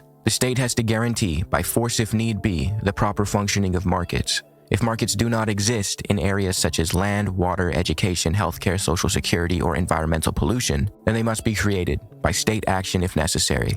But beyond these tasks, the state should not venture. Deregulation, privatization, and withdrawal of the state from many areas of social provision have been all too common. Put very simply and charitably, neoliberalism is the idea that free markets, privatization, and minimal government intervention after the state intervenes to create and prop up markets, of course, causes economic growth and prosperity. However, a critic of the theory such as myself would argue that neoliberalism increases inequality, guts the public services that help so many people, and prioritizes the rich and powerful at the expense of everyone else, as we will see later in this video. Not to mention, Western interests often impose neoliberal policies on developing countries under the pretense of fostering prosperity, but wealthy Western nations did not achieve their own economic success by following such policies. In fact, they often did the exact opposite. To quickly summarize before we go any further, what I've told you so far is a story of international financial institutions operating at the behest of rich Western interests that prey on underdeveloped nations by convincing and sometimes forcing them to take out massive loans. What do you think? I think we're in play. The Klitschko piece is obviously the complicated electron here, especially the announcement of him as deputy prime minister. And you've seen some of my notes on the troubles in the marriage right now. So we're trying to get a read really fast on where he is on this stuff. But I think your argument to him, which you'll need to make, I think that's the next phone call we want to set up, is exactly the one you made to Yachts. And I'm glad you sort of put him on the spot on where he fits in this scenario. And I'm very glad he said what he said in response. Good. So I don't think Cleach should go into the government. I don't think it's necessary. I don't think it's a good idea. Yeah, I mean, I guess you think... I like how America could dictate who goes in the government in other countries. What, in terms of him not going into the government, just let him sort of stay out and do his political homework and stuff. I'm just thinking... in terms of sort of the process moving ahead, we want to keep the moderate Democrats together. The problem is going to be Tony Book and his guys. And, you know, I'm sure that's part of what Yanukovych is calculating on all of this. I think Yachts is the guy who's got the economic experience, the governing experience. He's the guy, you know, what he needs is Cleach and Tony Book on the outside. He needs to be talking to them 4 times a week, you know. I just think Cleach going in, he's going to be at that level working for Yatsenyuk. It's just not going to work. Yeah, no, I think that's right. Okay. Good. Well, do you want us to try to set up a call with him as the next step? My understanding from that call, but you tell me, was that the big three were going into their own meeting, and that Yats was going to offer in that context a three-way, the 3+1 conversation or 3+2 with you. Is that not how you understood it? No, I mean, that's what he proposed, but I think just knowing the dynamic that's been with them where Klitschko has been the top dog, he's going to take a while to show up for whatever meeting they've got, and he's probably talking to his guys at this point. So I think you reaching out directly to him helps with the personality management among the three, and it gives you also a chance to move fast on all this stuff and put us behind it before they all sit down and he explains why he doesn't like it. Okay, good. I'm happy. Why don't you reach out to him and see if he wants to talk before or after? Okay, will do. Thanks. Okay, I've now written, one more wrinkle for you, Jeff. Yeah. I can't remember if I told you this or if I only told Washington this, that when I talked to Jeff Feltman this morning, he had a new name for the UN guy, Robert Seri. Did I write you that this morning? Yeah, okay. I saw that. He's now gotten both Seri and Ban Ki-moon to agree that Seri could come in Monday or Tuesday. Okay. So that would be great, I think, to help glue this thing and have the UN help glue it and, fuck the EU. No, exactly. And I think we've got to do something to make it stick together, because you can be pretty sure that if it does start to gain altitude, the Russians will be working behind the scenes to try to torpedo it. And again, the fact that this is out there right now, I'm still trying to figure out in my mind why Yanukovych did that. But in the meantime, there's a Party of Regions faction meeting going on right now, and I'm sure there's a lively argument going on in that group at this point. But anyway, we could land jelly side up on this one if we move fast. So let me work on Klitschko, and if you can just keep, I think we want to try to get somebody with an international personality to come out here and help to midwife this thing. And then the other issue is some kind of outreach to Yanukovych, but we probably regroup on that tomorrow as we see how things start to fall into place. So on that piece, Jeff, when I wrote the note, Sullivan's come back to me, VFR, saying you need Biden, and I said probably tomorrow for an attaboy and to get the deets to stick. So okay. Biden's willing. Okay, great. All right. Thanks. So there you have it. Basically the entire Ukrainian experience was, extensively choreographed by the United States, and it was around these kind of IMF loans and forcing Ukraine to cut back on government services and subsidies for heating, and that's it is what it is, and Ukraine has suffered because of it. Like, Ukraine's economy never recovered. And now with the invasion, it's basically hollowed out and destroyed. That come with neoliberal strings attached that ultimately transform these indebted developing countries into neocolonial outposts whose sole purpose in the eyes of the Western world is to service their debt, be perpetually beholden to their creditors, and serve as cheap labor and exporting hubs for the imperial core. If any of what I just said sounds hyperbolic, let's look at the example of Somalia and how these international financial institutions decimated it to the point of complete economic collapse. Somalia is just one of the many countries that fell victim to the predation of the IMF and the World Bank. Throughout the Cold War, Somalia had been the recipient of Western loans and aid, and by the time the early 80s came around, it found itself with debt that it couldn't pay off. The IMF and the World Bank then subjected Somalia to neoliberal structural adjustment programs so they could more effectively service their debt. Prior to the IMF and World Bank's intervention, Somalia was... By the way, chat, did that help? Did IMFization, did neoliberalization help Somalia? It's now one of the richest countries in the world. I mean, it's in a strategically important region, right? Like, why isn't Somalia rich? It has access to India, the Indian Ocean. It has access to Europe through the Suez Canal. Like, what's going on in the Middle East? Why is Somalia not a shipping and transport hub for the world? Why isn't it providing access to the African continent? Why is it poor and fucking collapsed? In a much better position. To quote Mikhail Chossudovsky's The Globalization of Poverty, Somalia was a pastoral economy, meaning an economy where livestock farming is central. Based on exchange between nomadic herdsmen and small agriculturalists, nomadic pastoralists accounted for 50% of the population. Despite recurrent droughts, Somalia remained virtually self-sufficient in food until the 70s. The IMF World Bank intervention in the early 1980s contributed to exacerbating the crisis of Somali agriculture. The economic reforms undermined the fragile exchange relationship between the nomadic economy and the sedentary economy. A very tight austerity program was imposed on the government, largely to release the funds required to service Somalia's debt. Put simply, the IMF and the World Bank intervened in Somalia to restructure its governance in a way that would prioritize its ability to pay off its debt and further enrich Western nations. The policies imposed upon Somalia were the typical neoliberal ones I mentioned earlier: cuts to public spending, currency devaluation, trade liberalization, and privatization. Here's how those policies looked in action. By forcing Somalia to open up its economy to foreign imports as part of the IMF World Bank trade liberalization stipulation, foreign grain in the form of either food aid or cheap grain imports flooded Somalia. You would think this sounds like a nice thing, a bunch of free or really cheap food given to a country. How could that possibly be harmful? Well, it ended up displacing local farmers and local grain markets.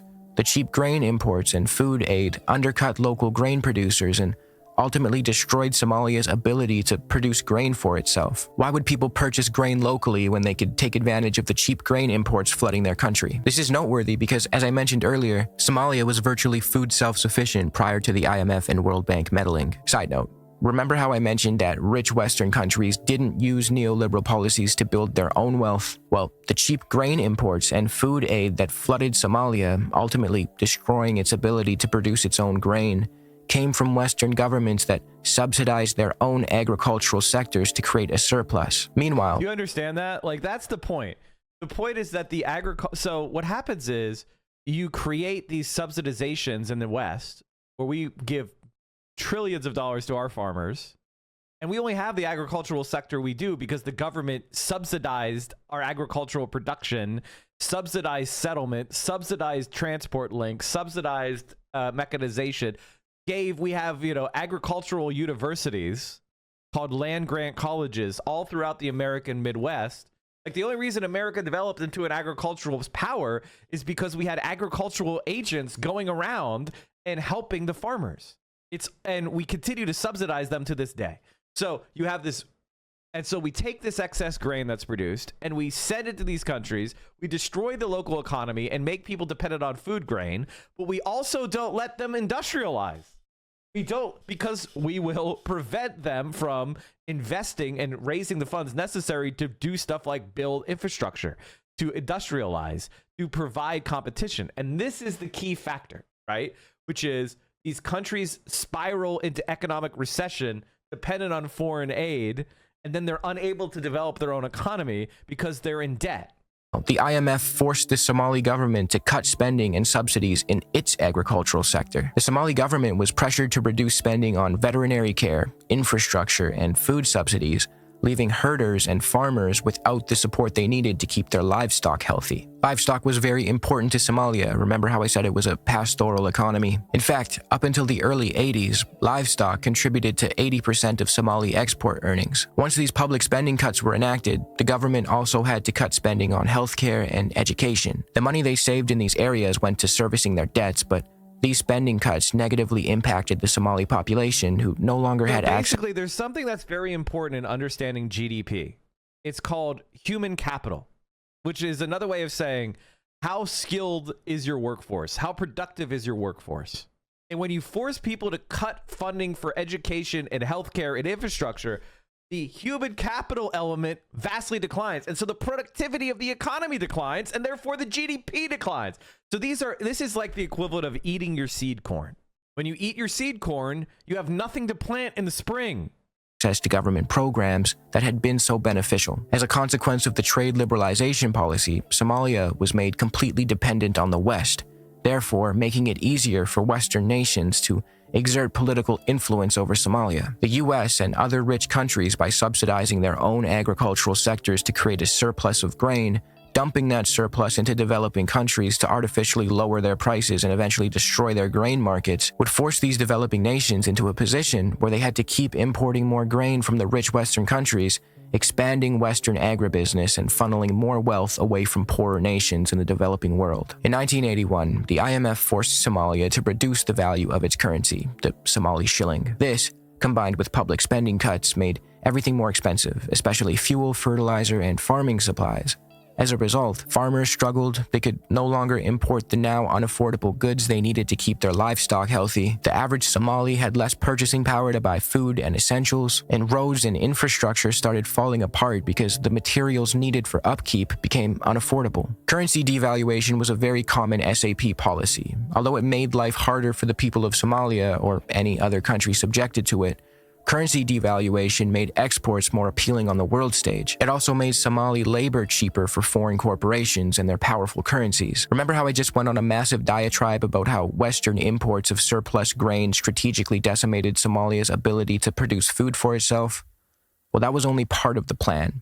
The other part was to turn Somalia and many other countries like it into exporting hubs for raw materials. Since Somalia's currency was devalued so low in comparison to the US dollar and other powerful currencies, they couldn't import much because it was too expensive for them. They couldn't produce grain for themselves either because of the imports that ruined their grain markets, so they had to focus on exporting raw materials to earn revenue. Somalia was forced to focus on exporting so-called high-value added fruits, vegetables, oilseeds, cotton, and other raw materials instead of producing food for their local population. Since the Somali shilling was devalued, it became very cheap for Western countries with their powerful currencies to purchase these Somali raw materials. By 1989, debt servicing obligations represented almost 200% of export earnings, meaning even with the revenue Somalia was earning from exporting their raw materials, it still wasn't enough to service their debts, let alone enrich the country. This pattern played out in many countries subjected to structural adjustment programs. This is basically what happened to Africa in large. We have something else in Western Africa called Francofrique, and Francofrique, which all Western African countries have to use the French issued franc. They can't issue their own currency. They can't control their own currency. It's all done for the interest of France. And so France is extracting hundreds of billions of dollars from West Africa. That's why they have the Foreign Legion, the French Foreign Legion, so they can go and invade these countries and depose any country that starts to develop their own economy. We can talk about that next. Poorer nations were forced to export raw materials to wealthier countries, which then used those raw materials for production. However, because industrialization happened due to a very specific set of circumstances, and there's something that we talk about called primitive accumulation. Basically, in order for industry to happen, there had to be a kind of like perfect storm of institutions and mercantilism and colonization and colonial exploitation in order for the economy to develop. And so Britain was where most industrialization started. And it happened because there was like a confluence of those factors. It's actually a very interesting study of the history of the economy. But there's nothing particularly difficult about it. It was just a confluence of various material factors. The problem, and so now what we're seeing is China is far more industrially powerful than Europe and America have ever been combined right now. So does that mean that Chinese people are superior?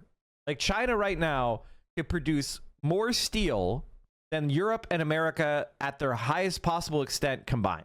Does that mean China is superior, like racially superior to Americans? I don't think that's the case. I think it's a confluence of material factors. Structural adjustments stripped these poorer nations of their ability to develop domestic industries.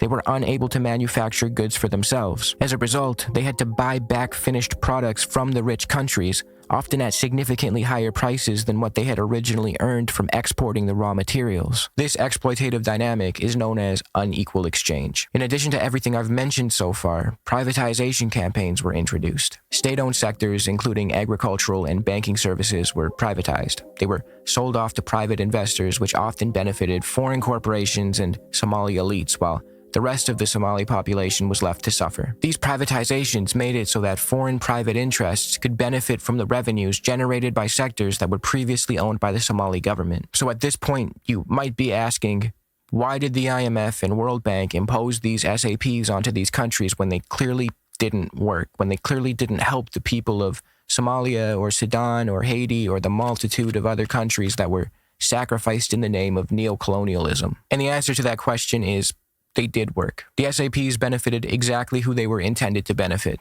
like foreign corporations and investors who gained access to cheap labor and exports due to the privatization campaigns and the opening up of the Somali economy, and Western governments, the IMF and the World Bank, who gained political influence over the country and benefited from loan repayments. Although these SAPs were implemented under the promise of development or whatever the fuck, they came at the expense of the Somali people. Somalia, once food self-sufficient, experienced a devastating famine that killed hundreds of thousands of people. Instead of fostering growth, the debt that was supposed to aid Somalia only further enriched the developed world and the international financial institutions that issued the loans, while Somalia's people suffered. These debts... The important thing to understand here is there's two types of people in the world, right? And so when you realize this, when you see this and you go, okay, so American imperialism is just extracting raw resources from these countries, impoverishing them, making them worse off than they were before, putting them into tremendous debt, and destroying these countries and their people. There's two responses to that. The first response is, oh, they must be racially inferior. That is the American response. That's the implicit liberal response, right? Like, when facing this reality, the implicit liberal response is that there's, quote, something wrong with Africans. We don't know what it is. Now, right-wingers will say it's because of their race. Liberals will just leave it open to your interpretation, right? They'll say, like, well, maybe it's the cultural institutions. You know, they don't have rule of law or whatever, right? Whereas conservatives will be like, oh, yeah, it's because they're racially inferior, right? That's what they'll say. And then there's another alternative going, oh, let's actually track who's getting rich. People are getting rich off of this system. Every time you see something going wrong in the world, this is the most important lesson to learn from this stream. Every time you see something fucked up that's not getting fixed, somebody's making a lot of money off of it being broken. Okay? Cui bono is what we say. Who benefits? Sometimes it can be harder to trace the line of benefit, but there's always a line of benefit. Sometimes the person getting enriched is getting enriched such a small amount, but causing so much harm, you can't believe that it's being permitted. But yet, this is how the world actually works. And the reason why they hate China so much is China figured out a way to take advantage of this system. Instead of just allowing their country to be exploited for cheap labor, China said, okay, you want to have access to our cheap labor? We're a poor country. You want to help? You want to come and invest? Well, here's the rules. And you'll make huge profits, but you got to follow these rules. And so China was able to use foreign capital, and it enriched a lot of foreign capitalists, but it made they built up China over time. And then they realized, like, oh, you're making paper profit. That's paper. That's money. That's a balance sheet. That's a fiction. We have ports. We have steel mills. We have high-speed rail. We have beautiful cities. We have shipping. We have tanks. We have rockets. We are a world superpower with dams and nuclear power plants and solar. Like, we have the shit. You have the paper. We have the capital. You have the fictitious capital. We have the educated workforce. And that's how every country develops. Every single country develops this way. When they say, okay, I'll let you bring in your experts or your foreign money or whatever, but we're not going into debt, and we're not going to let ourselves get behind the curve, and we're going to build up education. We're going to build up infrastructure. We're going to build up our own domestic industry. That's what they did in Taiwan. That's what they did in South Korea. That's what they did in Japan. That's what they did in China. That's what they've done everywhere that's actually developed. They haven't done it through neoliberalism and libertarianism. They've done it through strong state management of the economy to ensure that an extractive cycle does not develop. And that's why America is shitting its pants over the Belt and Road Initiative, because that's what they're scared of. What they're scared of is that China takes the lessons it learned and brings it to Latin America and brings it to Africa and says, okay, we're going to do a win-win. We're going to make profits. You know, we have all this capacity to build infrastructure. We have all these, engineers. We have all this expertise. We have all this production. We're going to help you develop your country. We're going to charge you very low interest loans or just give you the money outright. And we're going to build up your economy. And you're going to promise to treat us fairly, to not sanction us, to trade with us. to sell your goods and resources to us and engage in mutually beneficial trade. That's the Belt and Road Initiative. You're not going to let us get sanctioned like the Soviet Union did. We're going to invest in these countries that are underdeveloped. We're going to help build them up. We're going to make alliances that are based on real mutual respect, not an extractive and exploitive only.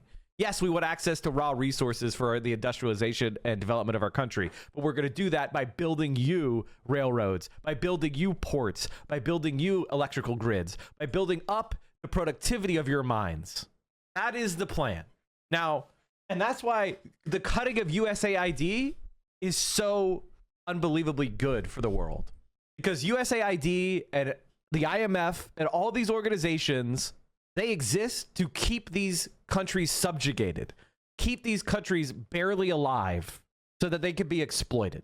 And if that gets cut off, if that ends, and these countries can throw out Western bankers and they can throw out American meddlers, and they can make mutually beneficial arrangements, and they can organize politically without American interference, they are going to see a golden age of development around Latin America and Africa. Why did they use the exploitation model? Because they're racists. Americans in 1945 were racist. So they saw these people as less than human. So they didn't want to, they thought that racial equality is communism. Believing in racial equality in 1945 made you a dangerous radical in America. That's why America went this way. And that's the advantage that China has going into the 21st century. If they just treat people like people making rational decisions, they're going to win. And let me tell you, I've been taken up to the third heaven. I've been jacked into the big plan. I've seen it. I've seen it. I can't even compute all of it. It's so fantastical. You've not seen nothing. You ain't heard nothing. You ain't smelled nothing like this. I don't have words to tell you. But I tell you, anybody tries to get in the way of the incredible plan the big guys got for us has got me pissed, and I'm just begging to stay on the team, man. Just put me in the game, coach. Whatever you say, coach. I know I'm weak. I know I'm pathetic. Man, you're amazing. I'm so lucky you made me.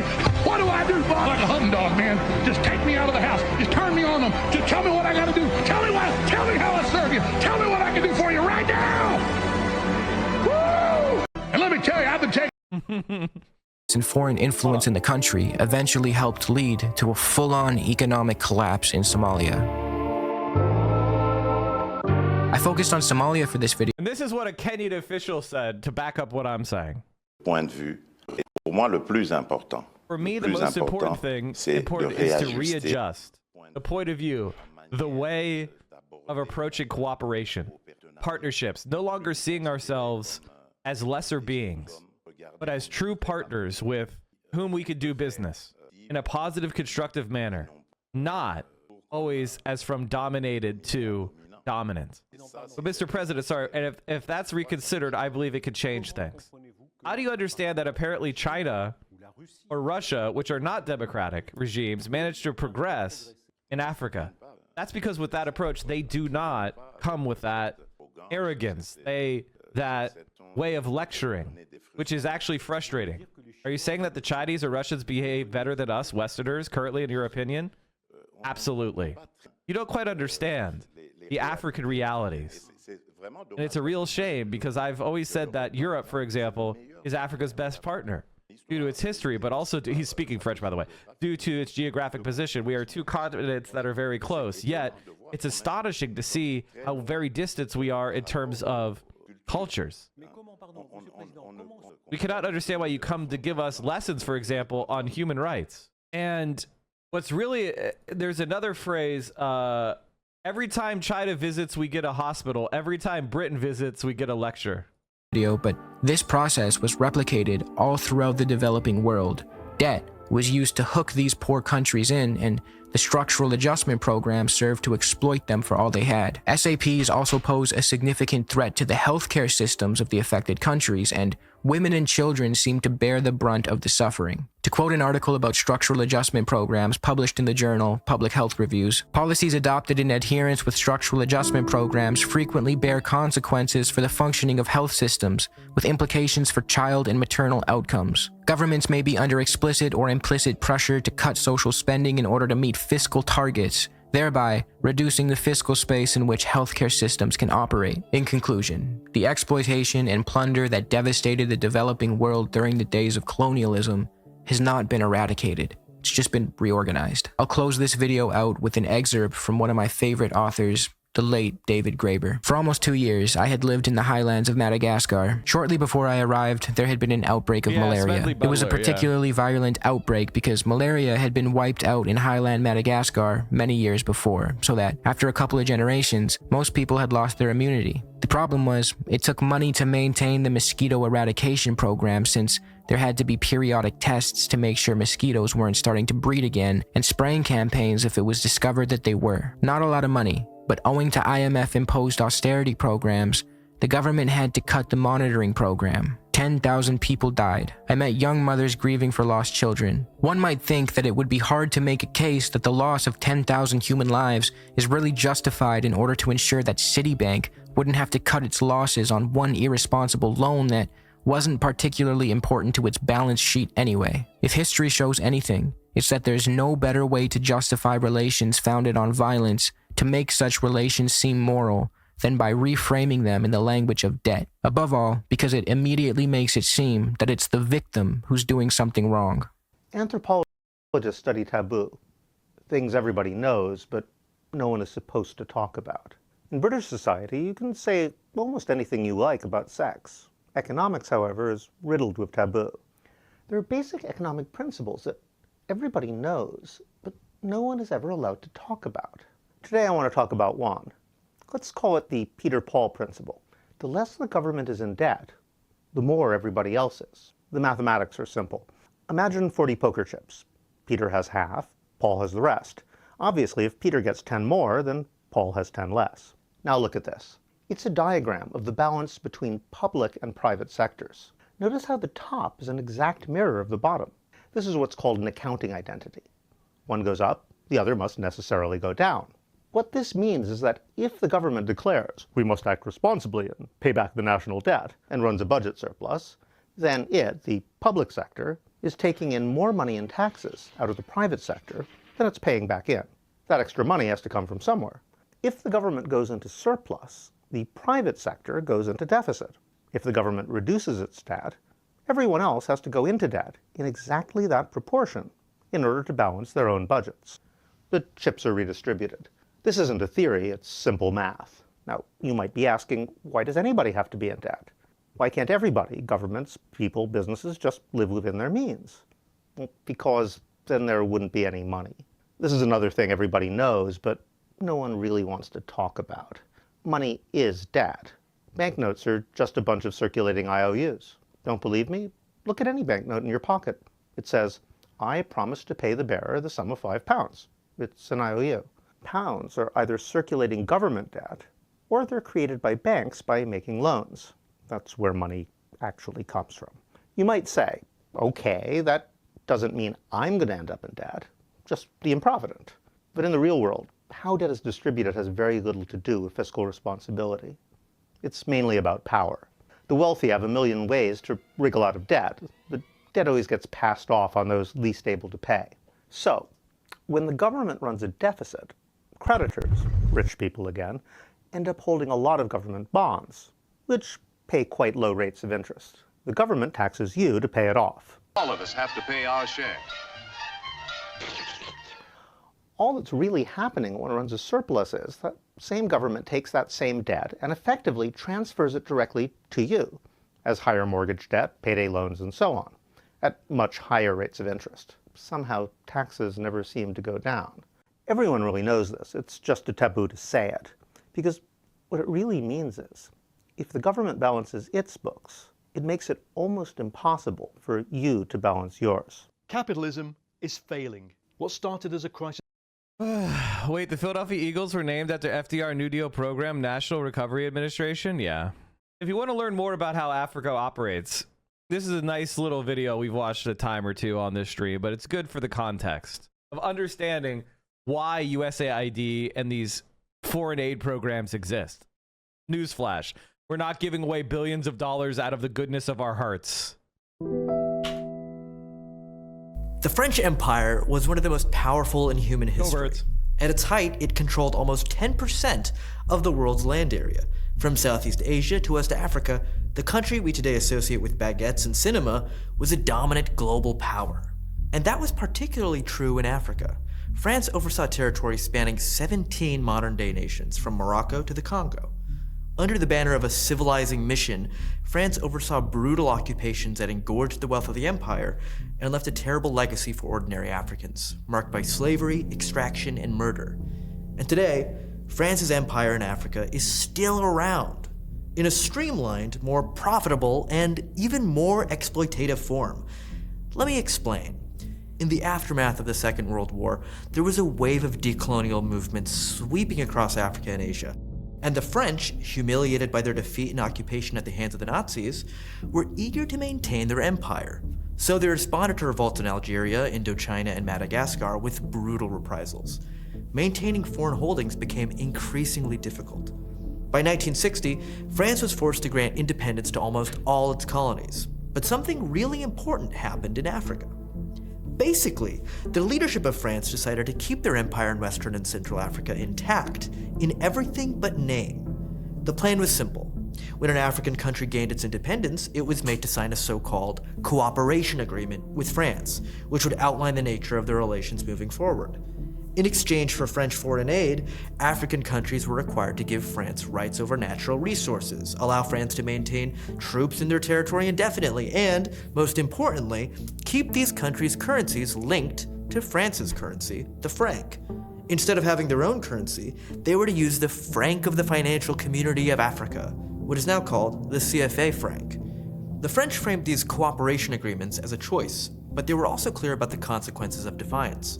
When the leader of Guinea, a socialist named Sékou Touré, rejected the cooperation agreement with France and declared that he preferred to be poor in freedom than rich in slavery, the French government decided to make an example of him.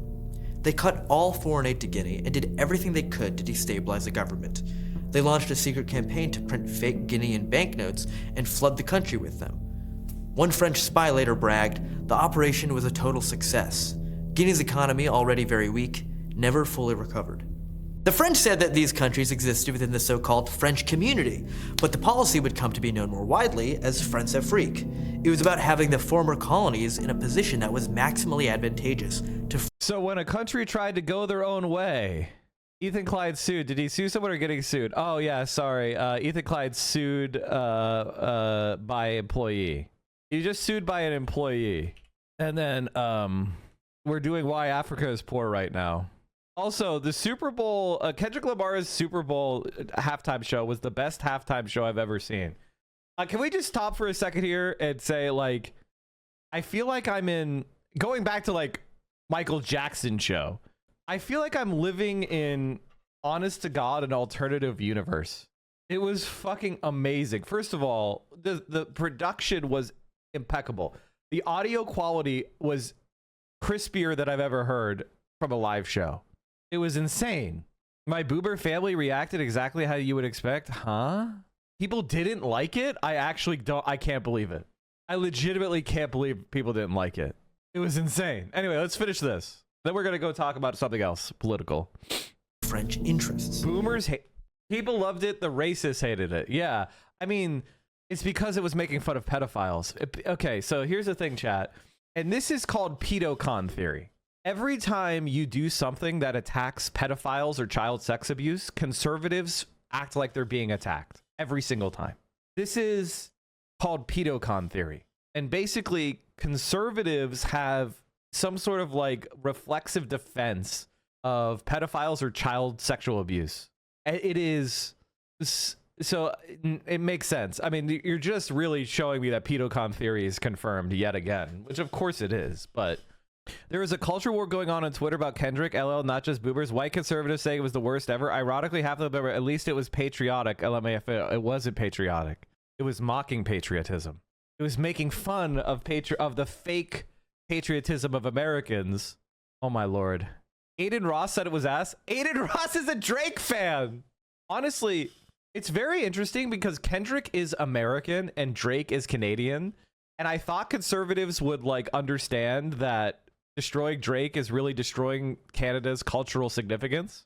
And but yet they're so racist, they'd rather be racist than back up suppressing Canada. I was saying to people, I was going, this is the song we'll play when we invade Canada.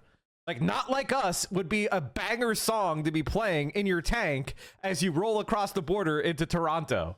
Like, how do conservatives not see this? Like, as you're mowing down the Mounties, mop, mop, mop, mop.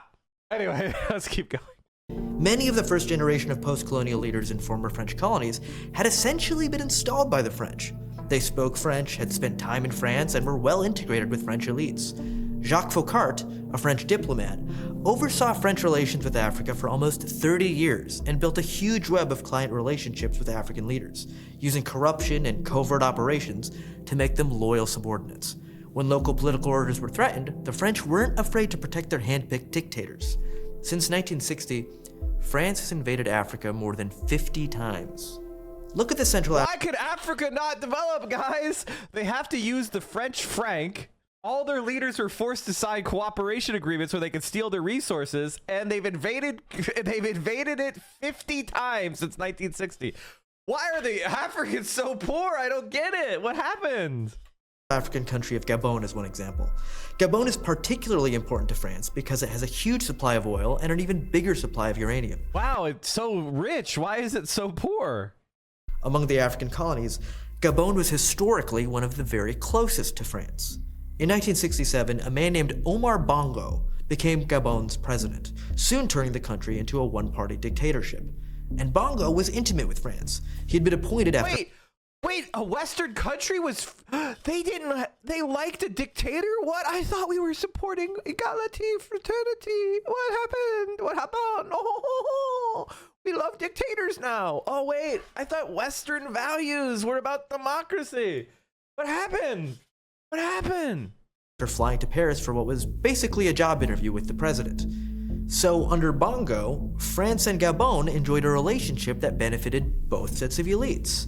Gabon's oil was pumped by the French state-owned oil company ELF, and its uranium went right into France's arsenal of nuclear weapons.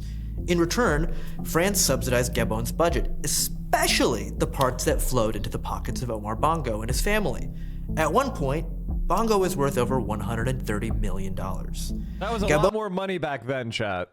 Gabon, meanwhile, remained poor and underdeveloped. Under Bongo, it had one of the highest infant mortality rates in the world. So it's producing massive amounts of oil and uranium, and it has the highest infant mortality rate in the world? But France loved it. That's our ally. Guys, but Mike and Hassan say that Western powers are bad. But what about China? Instead of investing in the Gabonese economy, Bongo spent state funds on influencing French politics in his favor, bankrolling the campaigns of central future French presidents. Even today, France keeps troops in the country to support Gabon's current ruler, who happens to be Omar Bongo's son. And somehow, Gabon is actually one of the happier stories. Other countries, like the Central African Republic, are today some of the poorest in the world, in part due to the legacies of French-backed dictators like Jean Bedel Bokassa. But there's another aspect of French influence that's even more important. Probably the most central part of all is the CFA franc, the last colonial currency still in widespread use. In practice, the countries that use the CFA franc have virtually no monetary sovereignty. The value of their currency is linked to the euro. The poorest countries in the world have a currency controlled by the richest countries. And so the imperatives of Man, that's weird. How come this development is going so slow? Countries, fiscal discipline, and fighting inflation end up shaping the very different world of Western and Central Africa. That leads to an overly tight approach to credit, something that's necessary in our current system for an economy to grow. It means that any appreciation in the euro makes exports from these countries less price competitive. So just look at what happened in Senegal. When the euro appreciated against the dollar from 2000 to 2009, the value of the CFA franc got higher. But this made local Senegalese rice more expensive than imported rice from Thailand. So Senegal, which was trying to build its own domestic rice industry, instead saw Thai rice local rice farmers. So because domestic products are expensive, this makes export-driven growth nearly impossible, which is necessary to lead a country out of poverty. That's why most countries that use the CFA franc have growth rates significantly lower than their neighbors. Because the CFA discourages the development of domestic industry, many of these economies have actually been shrinking. The Ivory Coast, the largest CFA franc country, has a real GDP per capita 1/3 lower than it had in 1978. That's okay. So in other words, if you follow Western governments, if you let them do whatever the fuck they want to your country, if you follow the IMF, if you listen to America, if you ally with France, you will be poorer than you were in 78. This is what Other allies. CFA By the way, is America bad? franc countries Is like France bad? You tell me, man. Are we bad? Are we the bad guys? You Cameroon tell and the me. Republic of the Congo reached their highest levels of real GDP per capita in the 70s and 80s. And because economic growth is weaker, there's more incentive for local elites in these countries, always tied closely to French multinationals, to take as much money out as possible. Billions of dollars have And you know flooded what out. they do? It goes to London, Paris, Los Angeles. Who do you think is buying all those houses on the Hollywood Hills? Americans? Out of these countries and into shell You can afford corporations $10 million? and foreign bank accounts. Through massive corruption, these African elites have joined the ranks of the global super rich. In 2007, for example, Omar Bongo's daughter-in-law appeared on VH1 to buy an LA mansion for $25 million. And elites in France get a great deal too. They enjoy cheap access to natural resources and kickbacks from shady business deals. A French billionaire named Vincent Bolloré now owns most of the major ports across West Africa. In France... Wait, guys, I was told that China was trying to take these countries over. And they were going to build ports and put them into debt. And this is the problem with politics, right? Like, when people like Destiny's viewers come in here and be like, you think America bad, you guys said being against the West is wrong, and it's just like, listen, I don't want it to be bad. I don't think we should do this. Bolloré is known as Bolloré, an emperor in Africa. Like, this is, did you guys know this shit? I mean, if you're a longtime viewer as mine, you did. But if you are a hate watcher or somebody who thinks the socialists they're lying about how great America is. So usually this is what happens. Okay. Now that we have established that America and the West is bad, okay? And we've done it through long explanations of the way the United States and the rest of Europe exploits and terrorizes Africa, right? 60 wars, by the way. How many wars did China inflict on Africa?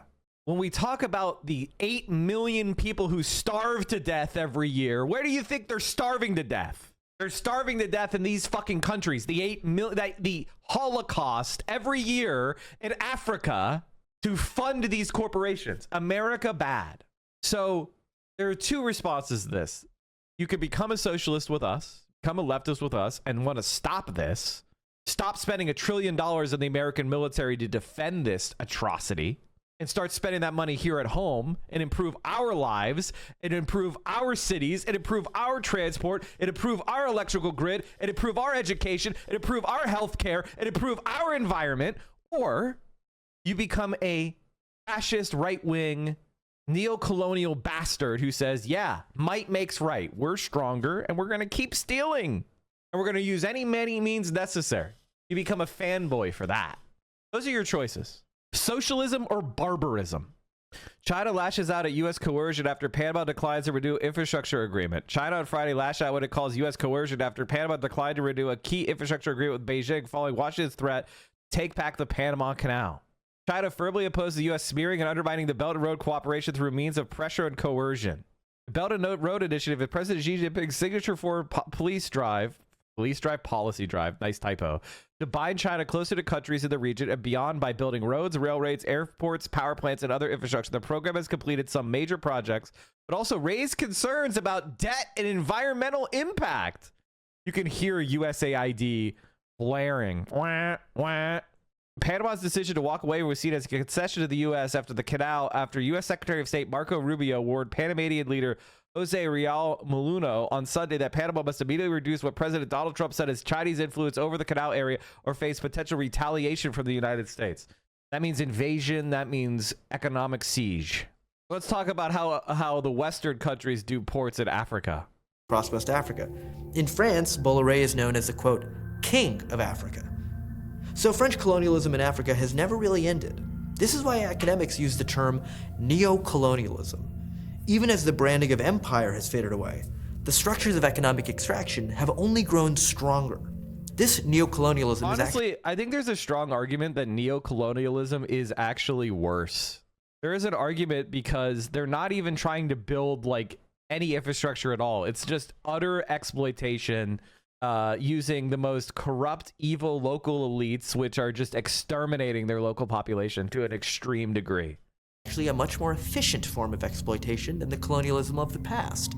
The French no longer pretend to care about building functional governments or improving local living standards. It's pure extraction, all the time. So these African countries are not underdeveloped, they're overexploited. France is almost totally reliant on its influence in Africa for its economic power. In the words of Italy's foreign minister, if France didn't have its African colonies, because that's what they should be called, it would be the 15th largest world economy. Instead, it's among the first, exactly because of what it's doing in Africa. And the French know this. François Mitterrand, former president of France, said it himself. Without Africa, he declared, France will have no history in the 21st century. Today, of course, France faces competition from China within Africa, and new challenges to the colonial symbolism of the CFA franc. There are plans to change the currency's name and abandon the most overt symbols of the colonial past to make it look like the system is more African than French. But France has no intention of actually abandoning a system of extraction that has made it one of the richest nations on Earth. The real question is whether the next generation of Africans will allow it to continue. And that's the revolutions that you're seeing.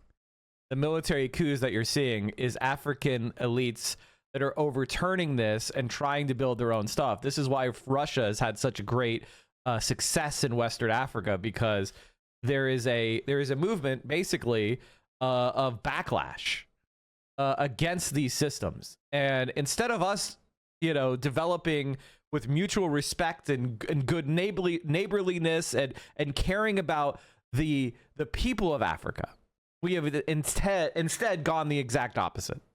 And we have now pursued maximum exploitation, maximum war. I'm Ismail Lutfi for the Gravel Institute.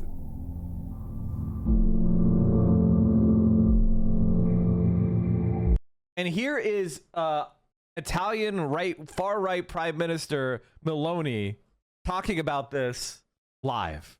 Not at the time. This is not live now, but this is an older video of her talking about it. This is a child who works at a gold mine in Burkina Faso. Questo è un bambino che lavora in una miniera d'oro in Burkina Faso. Burkina Faso is one of the poorest nations in the world. France prints colonial money for Burkina Faso, which has gold. In return, they demand 50% of everything that Burkina Faso exports end up in the coffers of the French treasury. The gold that this child goes down a tunnel to extract mostly ends up in the coffers of the French state. So the solution is not to take the Africans and bring them to Europe. And this is where she becomes a fascist. It's the fascist who's like, oh no, there's people coming to Africa. There's refugees coming to Europe. We should ban refugees from coming to Europe. This is why she's far right. Because for her, the refugees are the problem, not the exploitation. The solution is to free Africa from certain Europeans who exploit it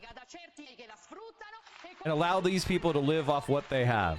Now, by the way, chat, the reason why the Italians say that is because since they lost World War II, they don't have foreign colonies to exploit. Italy was not one of the countries that was able, like Germany, they had to eat their medicine. They didn't have foreign colonies to exploit. It was the British, it is the Americans, it is the French who have their foreign colonies all over the world to exploit and extract from. But I don't know if you noticed, life is still pretty good in Italy. All right, I wanted to talk about like that a little bit, because a lot of people say stuff like America bad. America bad. You say America's bad. And it's like, no, I don't say America bad as some sort of like hatred of America. I say America is bad because of what we do in the world, the harm that we cause. He didn't sit down to discuss the canal or the head of Denmark to discuss. He announced. And he's made a career out of being the naughty boy. And the work... naughty boy. Bernie Sanders, welcome to Oligarchy. Welcome to Oligarchy, chat. Ignored in terms of an issue that is almost totally ignored in terms of U.S. foreign policy and politics in general. And that is the unprecedented rise of global oligarchy.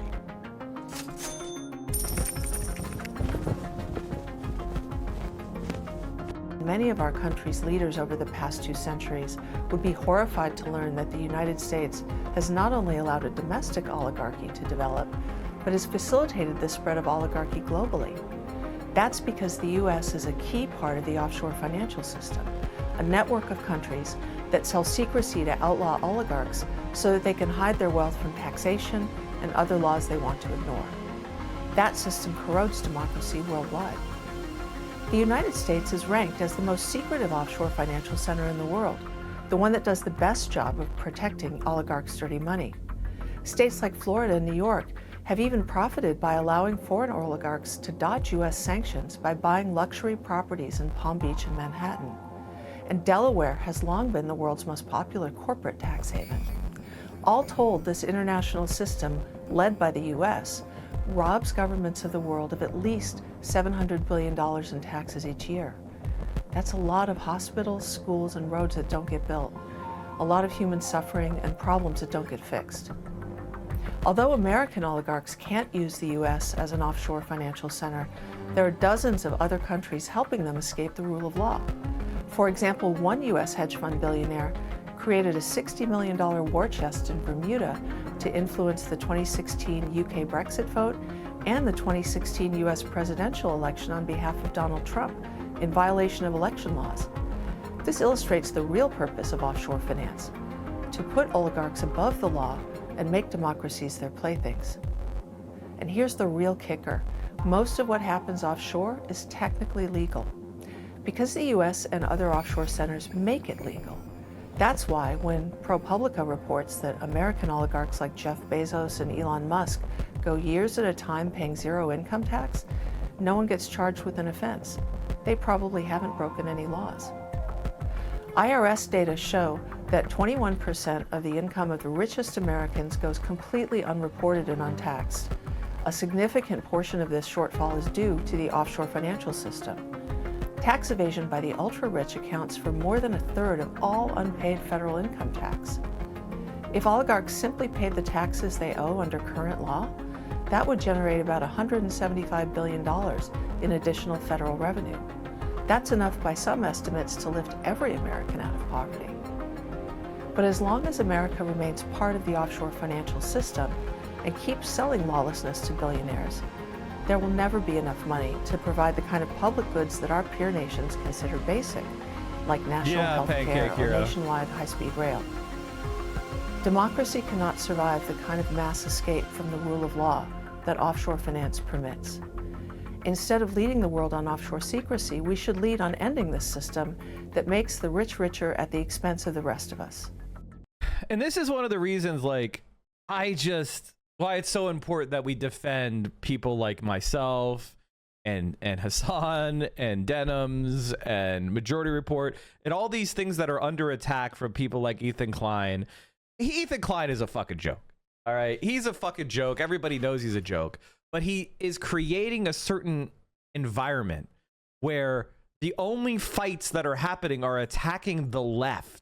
And the reason why they're attacking us is because we are the only people with solutions to these problems that will actually result in your life getting better. And I think they know that, which is why they're attacking us. Like, that is why they're trying to deplatform us. That's why they're trying to get Mossad after us or Tom Cotton or Donald Trump. They're excited to work with fascists, literal fascists, and sex criminals. Because we disagree, that we don't believe that all Arabs are subhuman. And we don't think that Israel should be permitted to kill hundreds of thousands of Palestinians. And we don't believe that the United States should be invading countries and supporting dictatorships and undermining countries and sanctioning them. And this is the political environment that we're living in now. Donald Trump and the liberal Democrats that Ethan Klein and Destiny are so excited to promote I just tweeted a Hutch for 2 seconds and he's still attacking the left for thinking Kamala was going to be bad as Trump. Kamala is still worse than Trump. Trump said dumb shit. That's not going to happen. Trump saying dumb shit about how, oh, we should take over the the Gaza Strip isn't going to make us take over the Gaza Strip. You understand that, right? He's just saying out loud what Biden was trying to do behind closed doors. I already covered this. Hutch, fucking debate me on this, you dumb rat. Fuck you, Hutch. You're a piece of shit. Fuck you. You were defending the genocide and calling it not a genocide the entire time. Now suddenly you think Trump is worse? Based on what? He got a ceasefire. Gazans are returning to their homes right now. The rubble. You fucking scum. And holy smokes, I mean, look at what the difference is between now versus 8 years ago during the first Trump term, right? This is Trump's net approval rating on February 10th. You go back to 2017, Trump was already underwater at -5 points on the net approval rating. That's a Can I say one thing? Can I say something very important for people like Hutch? Hutch is a bottom-feeding scum. And the reason why he's a bottom-feeding scum is he's supporting a Democratic Party that will not resist Trump by attacking the left. How are you attacking the left after you just got humiliated, Hutch? Everything you said she should do, she did, and it failed utterly. You fucking loser. Now Donald Trump's approval rating is going up because the Democratic Party is folding and doing nothing and being humiliated. And Donald Trump is showing you what a president can do. Everything Donald Trump is doing with the trifecta, Joe Biden could have done, except for good shit instead of bad shit. But you allowed yourself to be convinced that the parliamentarian, guys, the parliamentarian, Joe Manchin and Kirsten Sinema, they're so strong and Biden's so weak. How could you expect him to whip his own party? He can't lead. He can't. It turns out that Joe Biden wasn't even picking up the phone and calling anybody in Congress. The entire Build Back Better, he was nowhere to be found. He wasn't even picking up the phone and calling them and saying, what are you doing? What do you need? This is what I want. I'm the president. And here you are. Talking about the left. You got everything you wanted. You got Joe Biden. You got Kamala Harris. And it failed completely. And the Democrats lost up and down the ballot. And you're talking about the left? You're talking about Gaza? Why don't you have any shame, man? Why is there no shame in your body? Like, what is wrong with you? He uploaded a video gleefully watching Arabs being frustrated with Trump. By the way, the frustration that, objectively, Donald Trump saying openly what Joe Biden was doing behind the scenes is good because it undermines American credibility abroad, which is good because America is doing bad things abroad. He's just doing it mask off. There's no difference between Joe Biden abroad and Donald Trump abroad. Donald Trump is just doing it mask off. If you think Donald Trump is bad on Gaza, then Biden is worse, objectively worse. Minus disapproval. What a difference 8 years makes. He's on the positive side of the ledger at +4 points. And again, it's not just the CBS News poll. We're talking about the Gallup poll. We're talking about the Ipsos poll. We are talking about the Pew poll. All of these respective pollsters have Trump in a better position now than they did 8 years ago. The bottom line is Americans are far more likely to say they like what they're seeing now versus what they felt during Trump's first term. So how rare is this? Are you going to show us sort of where we're at now and how rare it is that this number so changed? I want you to take a look at this plus sign, right? Compare that to the negative sign. Being on the plus side of the ledger, right? In positive net approval territory, a positive net approval rating for Donald Trump. Again, whoa. Entire first term, just 11 days, Donald Trump had a net positive approval rating. Compare that to the second term, just so far. Every single day of Trump's second term so far, he has been on the positive side of the ledger. 21 days, all 3 weeks. That's already 10 more days than he was in his entire term. So again, this is just another sign that Americans are far more likely to like what they're seeing in his second term than they were during his first term. He also won the popular vote in his second term, so it stands to reason that there would be more people that would approve of some of what he's doing. Is there something that Americans say about why it is that they like him now more than they did back in the first term? You know, I think one of the things that's so important for politicians is for folks to believe what they're saying and that they're keeping their campaign promises. So I think this gives you a pretty gosh darn good idea of what may be going on. Trump's doing what he promised to do. You go back to April of 2017, it was just 46% of all Americans who said that Trump was doing what he promised to do. Compare that now to February of 2025.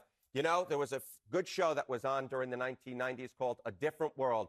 That is what's going on right now. We're living in a different world. 70% of Americans say Trump is doing what he promised to do. Again, compare that to April of 2017, when it's just 46%, when Americans are 24 points more likely to say that you're doing what you promised to do. It's no wonder that your net approval rating is much more likely to be on the positive side of the ledger than on the negative side. And so far, what we're seeing, again, is Americans, 21 days so far versus just 11 days during his entire first term, that Trump has a positive net approval rating. I agree with that. I would say that Donald Trump is doing what he promised to do, which is slap massive tariffs, do roundups for deportations, rip up American foreign policy abroad. The only thing he hasn't done is stop the Ukraine war. Is it bad? Yeah. But Americans want change. And this is something that has been said for a long time. And this is why my political analysis is far superior to anyone else that's on this platform. Americans have said they want change. And at this point, they're willing to walk around with a sledgehammer and randomly smash walls because they can't get change from politics. And they keep trying to vote for it. And they're going to keep voting for it until they get it, or they can't vote anymore. And the change that Donald Trump is doing is everything that we're doing that's bad, especially domestically, doing it worse. Now, abroad, honestly, Donald Trump is no better or no worse than the Democrats. The fact that he's going after Americans' institutions of soft power is amazing. I love it. I hope he keeps it up. I hope he keeps it up, because the more American power is discredited abroad, the more likely we're going to come home and take care of our own fucking problems. Quite a different world. Totally. And thank you, because it's the same world with you every day. Lots of energy, no matter what the heck is going on. No coffee necessary. Very disturbing. Okay, Kate, over to you. Dude, this really looks so good. Oh my god! Oh my god! What the hell? It's not this bathroom! You stupid fucks! It's the other bathroom! Oh my god, you gotta be fucking kidding. You gotta be fucking kidding me right now, right? Shit. I hate videos like that. I legitimately, I'm laughing because that's like 99% of content online now. It's low IQ honey traps, and it's actually like giving me psychic damage. Like, everything is low IQ honey traps. Like, you kind of realize how dumb everyone is when you see what goes viral. Fake ass shit. Or like stupid like sex bait, porn bait, where it's like, or like gender wars crap. Gender wars crap, porn or relationship anxiety bait, stupid fucking fake videos. Everything is low IQ bullshit. And I say low IQ intentionally. Like, legitimately, you have nothing going on if you're watching this garbage. What's your body count videos? Well, Zoomers are having less sex than any generation ever. It's like actually just so pathetic how we're, and it's funny because like the fixation on like hookup culture is very funny, because it's like people are dating through apps now, right? But in general, they're having a lot less sex. So everything is just simultaneously more dehumanizing while also more sterile and sexless. It's just China's retaliatory U.S. tariffs loom as analysts warn of escalating trade war. China's tariffs of $14 billion worth of U.S. exports were set to take effect Monday as analysts warned of the consequences of an escalating trade war. Beijing announced the retaliatory duties moments after U.S. President Donald Trump's 10% tariff hike on all Chinese goods went into effect. Despite speculation that President Xi Jinping would talk to Trump to avert the tariffs, that hasn't happened. The short timeline Trump gave for negotiations, possibly aimed at forcing Beijing to make quick concessions, may have backfired. Beijing's duties on U.S. manufacturing and energy sectors, meanwhile, could have a greater impact on Republican states, showing how local communities could suffer collateral damage from international face-offs. I mean, that's actually a smart move by Beijing. If they targeted their tariffs, especially on red state products, basically all tariffs are selective sales taxes. That's the best way to think of them. With steel and aluminum tariffs, Trump relaunches familiar fight. The 25% tariff the president is proposing is almost identical to the move in his first term. Economists and foreign governments know what will come next. President Trump is poised to move forward with sweeping tariffs on foreign steel and aluminum on Monday, re-upping a policy from his first term that pleased domestic metal makers but hurt other American industries and ignited trade wars with allies on multiple fronts. It's kind of interesting. There's this death drive, the death drive of fascism. This is like a key factor of what makes a movement a fascist movement. A fascist movement isn't just militaristic and xenophobic and aggressive, but it has a death drive, which means it tries to create in a situation where it can't win. Right? Like if Nazi Germany just fought France, or Italy just fought Ethiopia, or if they just put pressure on Czechoslovakia and Poland and if they just tried to win at the negotiating table with aggressive belligerents, they might have been able to significantly increase the power of Germany without launching these wars. And once they launched wars against Britain and France, and they had a treaty with the Soviet Union, the fact that they then also invaded the Soviet Union before they had defeated the British, and then they declared war on America following Pearl Harbor. So Nazi Germany declared war on America before America declared war on Nazi Germany. It's a death drive. They just continually spit up more and more enemies. They attack more and more places. I mean, Japan was fighting China and then declared war on America and Britain. And like, what? They have this escalating death drive where they have to just keep spiraling and spiraling and spiraling until they create a situation where they're annihilated and they're defeated. They can't do rational realpolitik aggression. It's just more and more and more and more until they create so many enemies and they're surrounded by so many people, they can't win. Like, how is making Mexico and Canada an enemy gonna enrich the United States? Incredible stuff.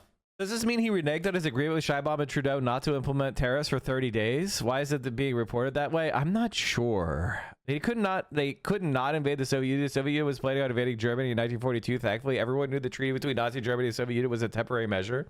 By invading the Soviet Union before defeating the British, they split their forces, making themselves significantly weaker. Now, China became the world's new nuclear energy superstar.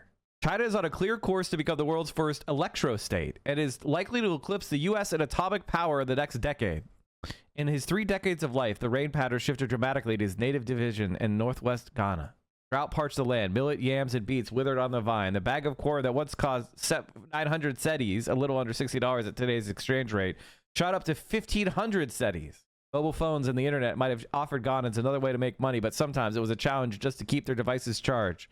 When the water ran dry, the hydropower dams that provide the region's electricity supply faced shortfalls, making blackouts more common.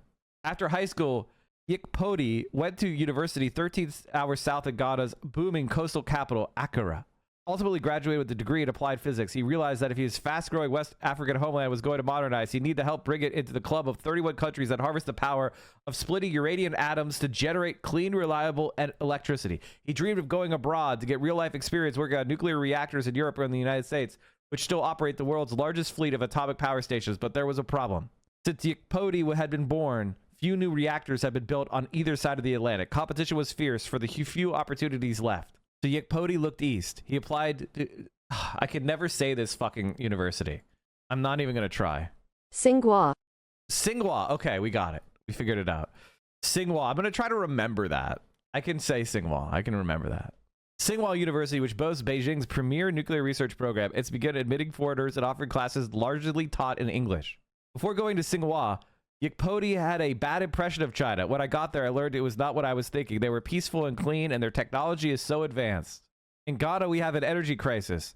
In China, I never had to go without electricity. China's nuclear energy industry is on the leading edge, and the country has been building more reactors than any other. The leading reactor in the legendary U.S. developer Westinghouse designed in the mid-2000s to be a workhorse of a new American nuclear renaissance. China built 4 before the U.S. could complete its first 2.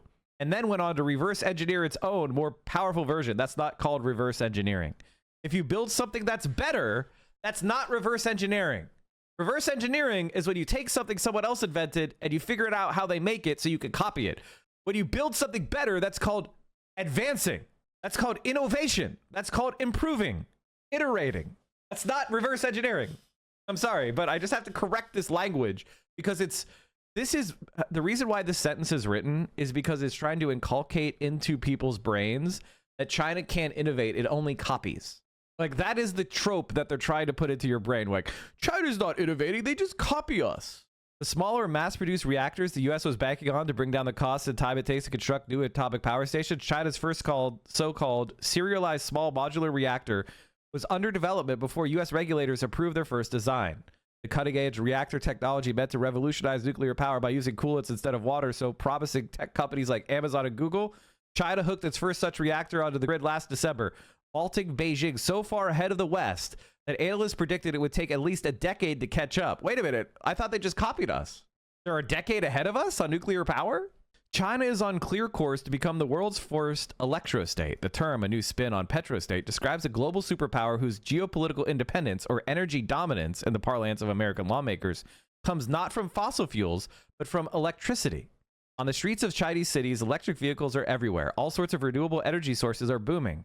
There's the older kind, like hydropower, that Yikpoti knew well when the Three Gorges Dam in the landlocked Hubei province, I can't pronounce Chinese words. I need to take Chinese language lessons, honestly, chat.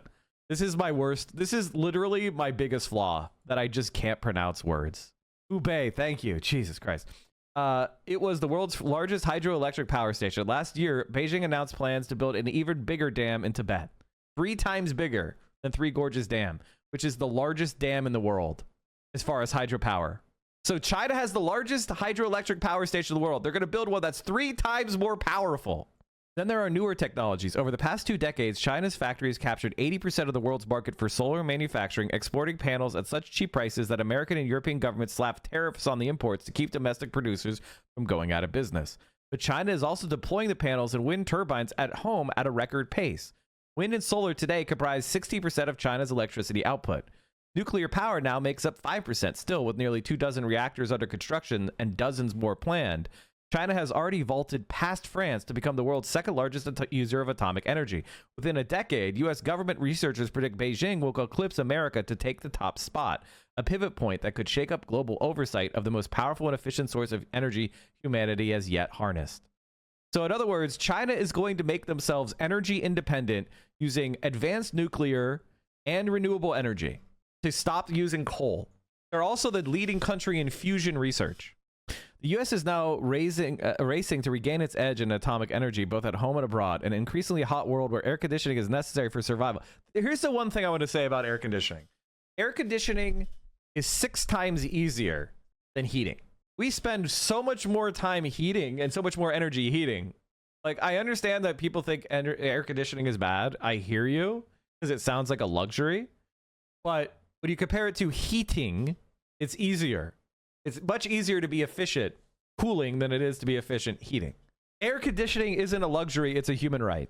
Anyway, plus the massive power demands of, for example, the computers that drive artificial intelligence software is driving up demand for more electricity. Countless countries across Africa, Asia, and Latin America are looking to build their first reactors. In 2023, the Biden administration led the world in a pledge to triple the world's production of nuclear power over the next quarter century and enlisted Ghana as one of the newcomer nations looking to partner with the U.S. on its debut atomic power station.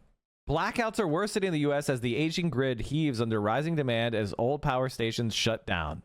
The U.S. managed last year to finally finish its first 2 reactors that it built from scratch in decades, but only with the guidance of engineers who helped China complete its own reactors years earlier. In other words, U.S. needed Chinese assistance to build its own plants.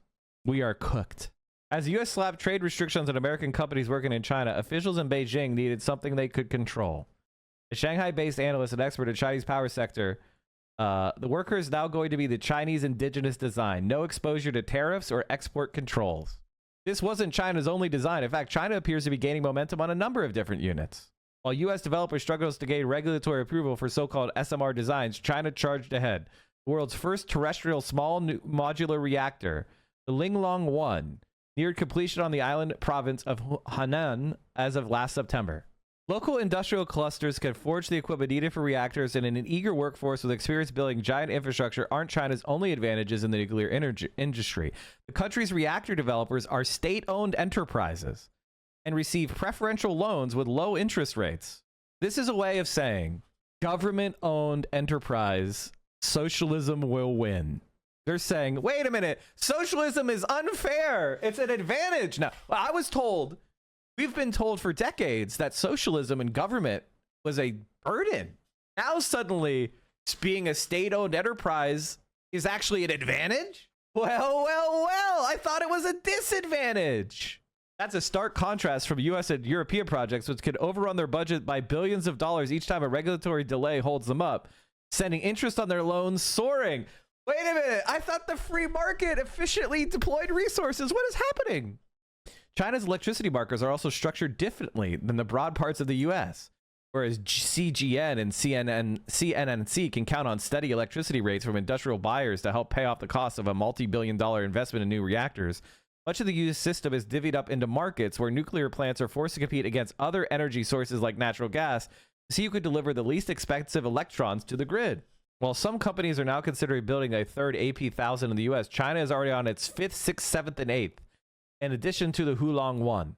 If the US is to slash its planet heating emissions, it could take a big step by installing quartets of giant 1,100 megawatt reactors, enough to power over 1 million homes each in some markets. But the US's aging and disconnected grid system can only handle so much power at once. China, on the other hand, has a newer, more nationally connected grid, allowing a giant nuclear plant in one place to ship power to cities and factories hours away.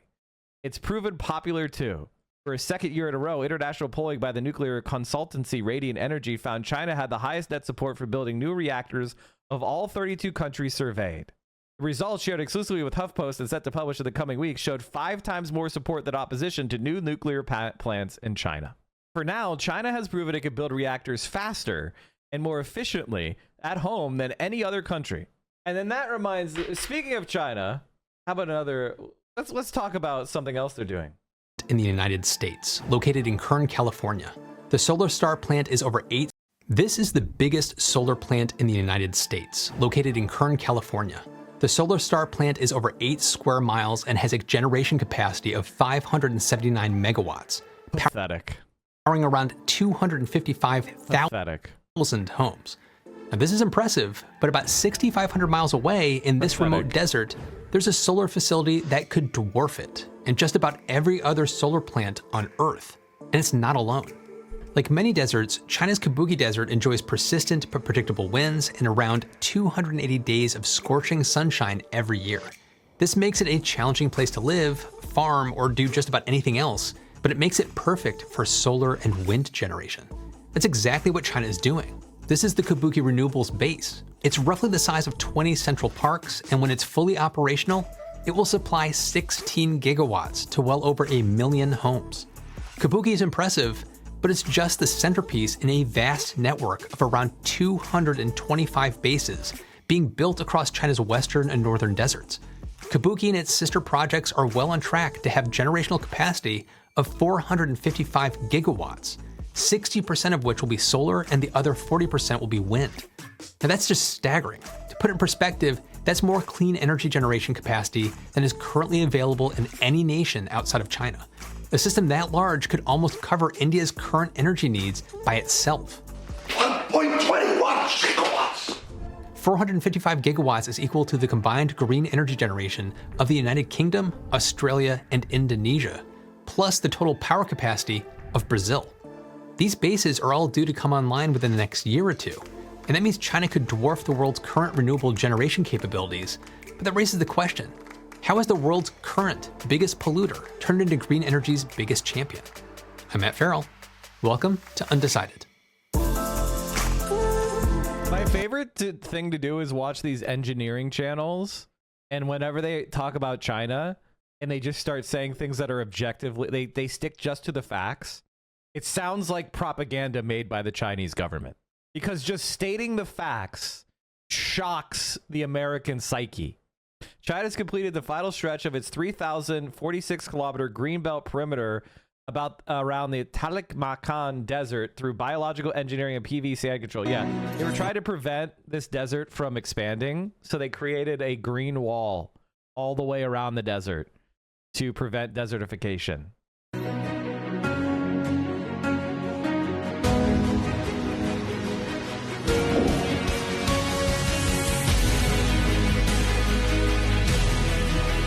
Wish this had more pixels.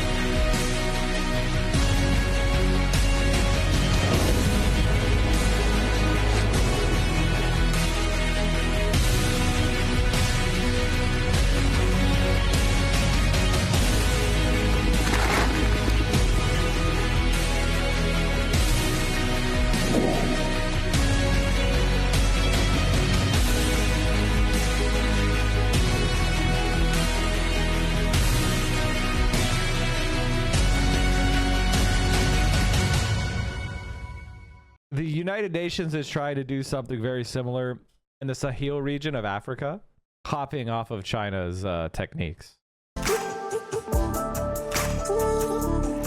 This video is brought to you by Incogbe, but more on that later. Remember this? Well, we're back in the desert. You probably already know, as I mentioned, that deserts are great for renewable energy generation. Can't have a solar farm without sun, and deserts have a lot of sun. Likewise, wind farms need wind, and that broad, warm, flat expanse of desert makes for reliable wind currents and predictable power generation. That all makes sense, but I've been a little deceptive. I haven't shown you a single shot of the Kabuki Desert just now. These are from the Ulaanbaatar, Tanger, and Badang-Jiran deserts, which are also in China. It just so happens that over a fifth of China's landmass is desert, and it's one of the largest countries in the world. What I'm trying to say is that China has a lot of room to work with, and as we mentioned earlier, deserts aren't exactly valuable territory. So the nation has leveraged the cheap real estate and surplus of sand to acquire huge tracts of land that is actively turning into these massive renewable bases. This helps drive down the price of solar and wind power. China has the resources and space to build out a lot of cheap solar and wind energy. But there's more obvious factors at play here too. Back in the 1990s, China saw a financial opportunity in serving Germany's growing demand for solar panels. Thanks to nearby raw materials and the structure of its supply chain, China was able to produce a ton of affordable solar panels. Other solar companies around the world didn't like the government subsidies and incentives the Chinese government was leveraging. In response, many countries imposed tariffs on Chinese-made solar panels in the 2000s. However, China was able to pivot and grow its own domestic renewables program. This drove domestic demand for solar panels and turbines. As Chinese economic and industrial power grew, demand for renewables grew right along with it. So how did China build their own renewable energy bases? Well, cheap access to lots of green technology, lots of manufacturing power, and lots of land ideal for solar and wind generation.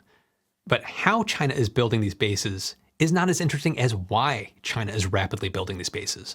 This is a big reason why China is going so big on renewables. This is Beijing in 2021, one of the biggest cities in one of the most powerful countries on Earth, and it's facing a crippling blackout. And this wasn't the only blackout. Well, what was that? Well, that year, the world faced a coal shortage due in part to the ongoing pandemic. More than half of China's energy comes from coal, which meant that the shortage forced parts of China is actually declining their coal. So this is from last year, this video, to go dark. Droughts also meant that the hydroelectric plants were struggling to keep up with the demand too. As you can imagine, that was both bad for the Chinese citizens and the country's economy at large. Then there's this. Here it is again, it's Beijing, and it's not out of power this time, it's just covered in a thick, toxic cloud. Industry isn't clean. It needs a lot of power, and the fastest and easiest way to get power is the dark side. Join me on the dark side of the force. I mean, fossil fuels. And if China's massive industrial sector wasn't power hungry enough, they also have a massive population that needs electricity too. Most of which, again, comes from fossil fuels, which results in pollution like this. Not the kind of imagery an ascendant global power wants to project. While we're on the subject of fossil fuels, China is the world's second largest consumer of oil. They burned through over 13 million barrels per day in 2023, while only producing around 4 million. Including strategic reserves, that has led China to import around 11.4 million barrels of oil per day in 2023, which comes with a hefty price tag. Sure would be great if they weren't reliant on others for their energy needs. I think you can see where I'm going with this. So why is China adding 455 gigawatts of renewable energy? Lots of economic reasons, protecting the health of their citizens, energy independence, and international prestige, just to name a few. Gosh, it's almost like there's a lot of benefits for going green. And if it's possible for this massive polluter to turn around, can other countries do it too? Are there lessons we can learn from China? And what does such a massive jump in green energy generation mean for the rest of the world? Well, before talking about how it this doesn't mean anything, because our countries are going to slap tariffs on it and not allow us to buy cheap solar panels, because they don't want you to be able to survive cheaply. They don't want you to be able to build your own renewable energy sources. They don't want you to have green energy. So they put a 100% solar panel tariff on Chinese solar panels. That's why we need a different political movement, chat. And if you want to support a different way of approaching the world, then you should consider supporting this stream by subscribing at tier 1, tier 2, or tier 3 sub. Right now, we are 24 subs away from the sub goal. And this stream can only continue to survive if you support it by subscribing to it. If you have Amazon Prime, you can attach that to your Twitch account. You get 1 free sub a month. That's your Twitch Prime sub. Support the stream by subscribing. When your goals are capital, what matters a bit of energy expenditures when the end goal will create bank? Okay, that sentence needs to be reworked. What party do I enlist with to support global unification under the banner of communism? Listen, I'm trying to get to that party, okay? And Ethereum, thank you for the tier 3. By the way, chat, the single best way to support the stream is by subscribing at the highest tier you could afford. A tier 3 sub is better for the community than 5 gifted subs, even though they cost the same. Because 5 gifted subs equals a tier 3 in cost, but a tier 3 counts as 6 subs for the streamer. So if you enjoy this content and you want to support the stream, the single best thing you could do is a tier 3 sub. I also would encourage you to subscribe for 6 months at a time. You get a discount for it, and I see the same amount of money, so it's good. I just helped a whistleblower not dox himself. He shared his SSM and some military documents on a video, and I caught it before others noticed. Oh boy. Well, I'm glad, Glandalf, that you did that. Jesus. I took out a home equity loan in December, and now in the process of going solar. It's a process and it won't offset 100%, but I'm super stoked for it to finally be installed. Only regret is not doing it years ago. That's a really, really good investment because solar panels last 20 years as under warranty, and then they oftentimes last even longer than that. And so energy prices and inflation are going to continue to grow. So it's going to pay for itself very quickly. Some people have said that their energy system paid for itself in 2 years. I think the typical repayment period is somewhere between 6 and 10 years. But if like energy prices spike and you have those solar panels as a way to offset your energy consumption, you're going to be sitting pretty. It's going to be like a pension you're getting, but delivered in electricity. And you're going to need electricity. So it's a really, really good value. Is it fucked that I've been a regular Twitch user for years and have no idea what sub levels are at all? Yes, because it means you're not a tier 3 sub, which is very fucked up. Right now, chat, we have a hype train going on. The top sub gifter and the top bit donor get the hype train conductor badge. So for as little as 200 bits, you can become a hype train conductor, which is a golden locomotive next to your name. Wow. So if you enjoy this content, now is the single best time to support the stream, because when streams are in hype trains, it boosts us in the algorithm. Tier 3 subs get even more emotes. They get a special chat badge next to their name. And I'll be quite honest, when I see a tier 3 chatter, I'm much more interested in what they say. All right, let's keep going. May impact the rest of the world, there's something else that can impact you directly, and that's protecting your online privacy with today's sponsor, Incognate. Bases like the one at Kabuki has analysts like those from the Center for Research on Energy and Clean Air, all but guaranteeing that Chinese emissions and fossil fuel use not only will fall next year, but enter into an extended period of structural decline. This is due not just to those bases coming online, but the growth of other green tech industries. Let me thank Garganimal for the 5 bomb. You are a king. And everybody paying for your own sub, thank you so much. You guys are the best. Cyberfair, thank you for the 30 months at tier 3. Like, did you know your 4 hours of the stream, it didn't chill? Thank you, sir. I remember now. Soviet Cranberry, sniping the conductor badge with 200 bits. Pew! Anadol, thank you for the 5 bomb. Okay, we're getting there. We're getting there, chat. Thank you for supporting the stream. In China, like renewable batteries and electric vehicles. China is now hitting their 2030 reduced emissions goal 5 years ahead of schedule. This gives me hope that they'll be able to hit their zero emissions goal in 2060 as well. Now, if one of the largest consumers of fossil fuels can do it, then the rest of us can too, right? More immediately, all these plants coming online should mean less polluted air, not just for China, but its neighboring countries as well, and maybe more. If China continues to build these facilities and the technology continues to improve, there are opportunities for these neighbors to buy surplus clean energy from China. Countries like Mongolia, that are currently China's major coal sources, are acutely aware of China's greenification. They're trying to find alternative ways to generate energy and income as coal demand collapses. Mongolia shares the Gobi Desert with China, and their side of the Gobi is just as capable at generating that amazing solar and wind energy. There's an opportunity here for China to export not just energy, but the energy generation expertise and material to these neighbors. It's flipping the script.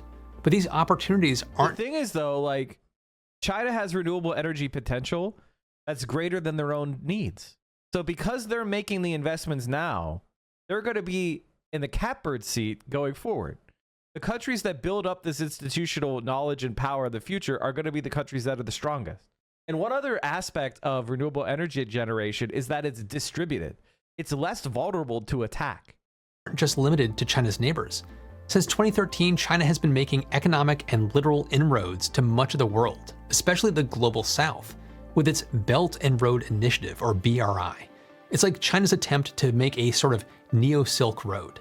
Basically, or you could say it's their own Marshall Plan. China builds up these countries' infrastructure in exchange for favorable access to their natural resources.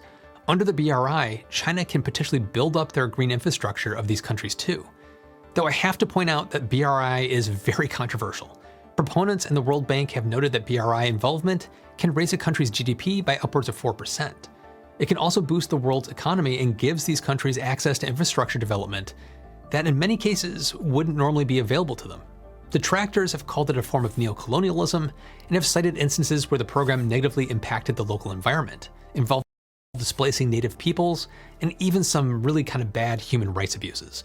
Again, I'm not a geopolitics channel, so I'm not going to get into the details of that, but it does I'll be so glad when when those programs are cut and we don't have to, when they cut these dumb USAID programs, I can't wait. We're not going to have to hear the like rad libs going, yes, they are building a solar power facility in Africa, but have you considered that they are not properly respecting their culture? And it's like, bro, you just assassinated the like 8 leaders of this country for 30 fucking years. I don't think you care about the culture. What do you mean? I'm a CIA agent, small bean. The AOC texted me to cry the USAID assault and begging for donos. She's not it, chat. She's not it. She's not it. The only item currently for sale on the Yeezy website is a swastika t-shirt. Both my parents worked at USAID. They're now jobless. Let me tell you, Mike, I'm happy for them. And it's all because I started watching you, learned about USAID and what they actually do. I mean, listen, I want to say this about USAID. There's a lot of very good people that do really good things. There's no doubt about that. But the reason why it exists is not to do good things. The reason why it exists is to push American influence and access to power abroad. It was set up to counter these countries developing their own domestic politics free from American interference. That's the reality. China is a global power on the ascent, and I'm not suggesting that they'll bestow this energy or technology on their neighbors or allies simply out of the goodness of their heart. Surely there will be some serious economic and political strings attached.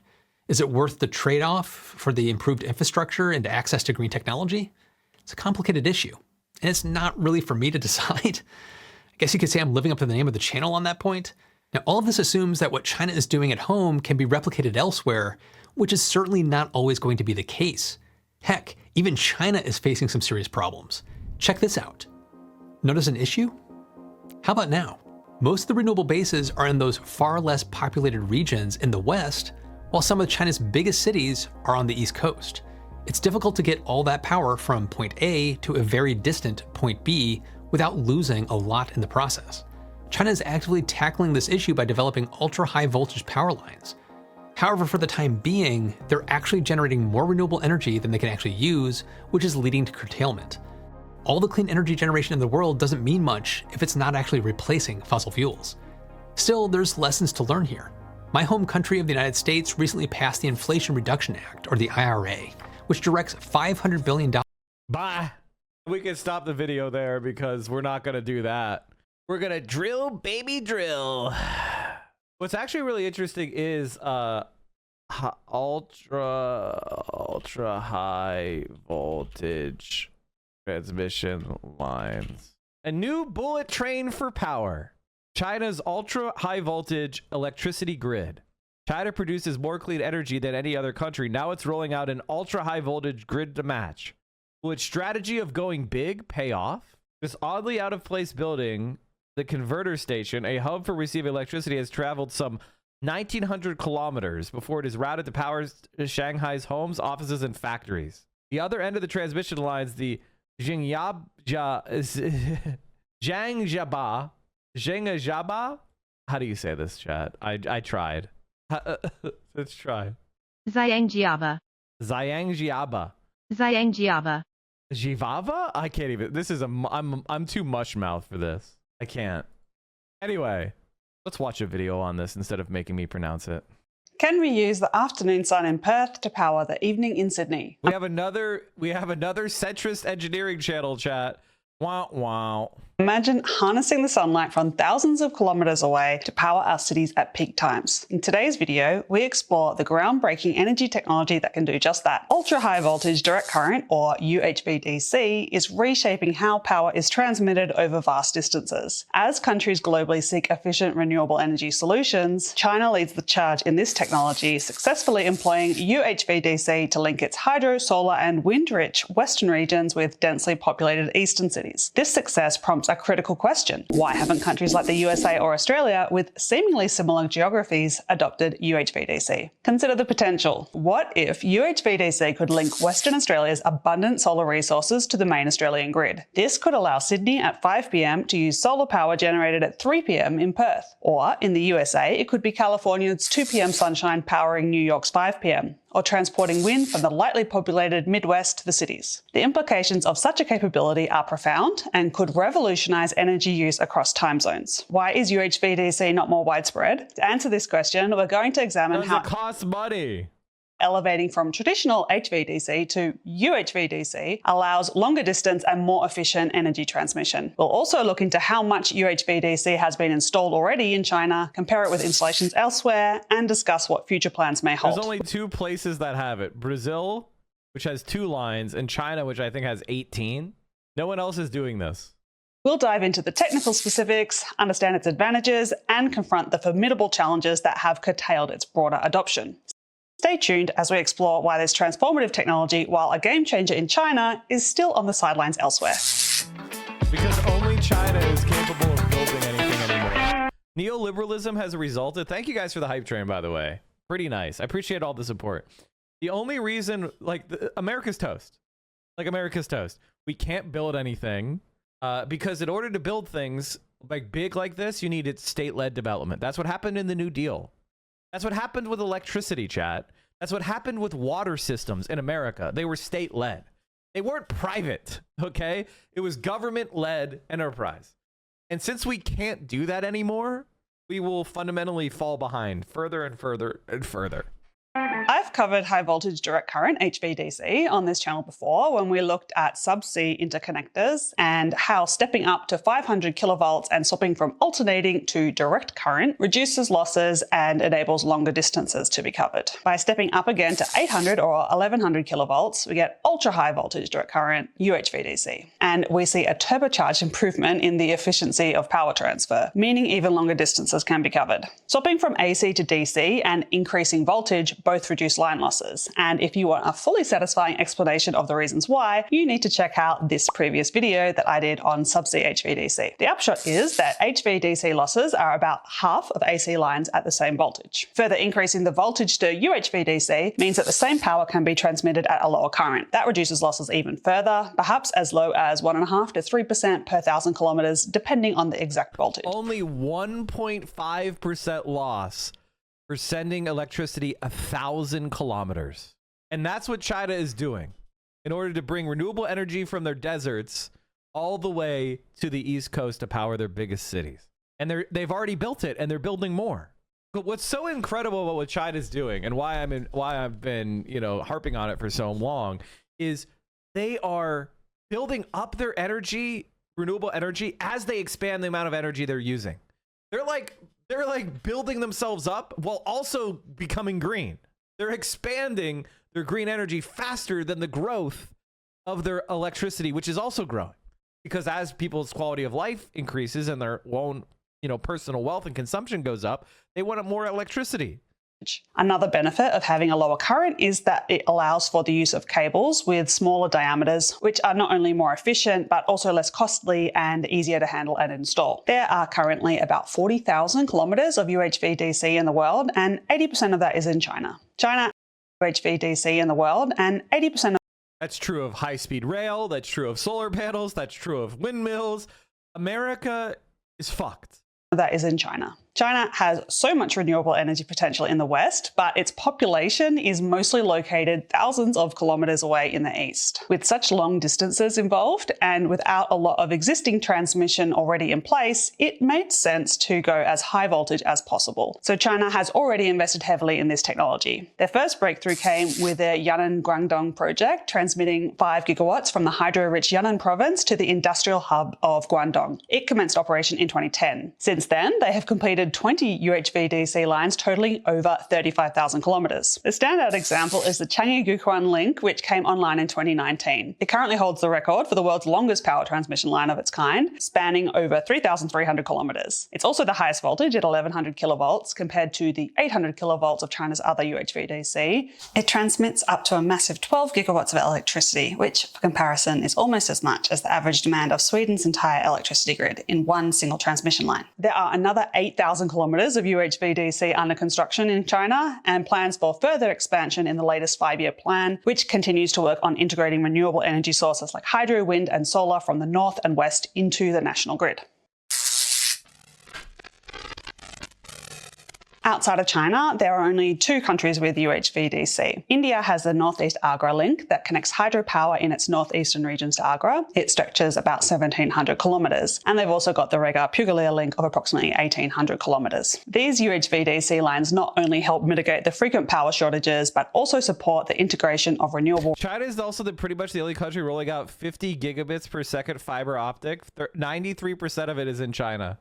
So they're going to have the best energy system, the best transport system, the best internet. Resources into the country's grid. In Brazil, they've got the Belo Monte Rio de Janeiro line, which extends over 2,500 kilometers, which makes it the second longest in the world and the longest 800 kilovolt line. It was developed to transport electricity from the Belo Monte, a hydroelectric plant in the north, to the highly populated southeastern states. It was completed in 2019, built with Chinese contractors and suppliers as part of China's Belt and Road Initiative, and it's owned and operated by XRTE, a subsidiary of Chinese state-owned State Grid Corporation of China. That followed on from the 2,100 okay, so in other words, this is actually another Chinese ultra-high voltage line. Monte Bipole 1. That one was commissioned in December 2017 and is also majority owned by Chinese companies. I don't know of any other UHVDC plans for either Brazil or India, and as far as I'm aware, there aren't any plans for other UHVDC projects outside of China. Why could that be? While ultra-high voltage direct current... Let's just be honest. The reason why is capitalism is being beat by Communist Party-led state development. Like, that's it. I mean, they can't do it. They're losing. That's it. And by the way, like, a lot of people associate communism with a very specific Marxist-Leninist state planning command economy. And that is just one attempt to solve these problems and solve these issues. It's not the final attempt. It's not the only attempt. Nevada reports first human case of bird flu at a farm worker who exposed to infected dairy cattle.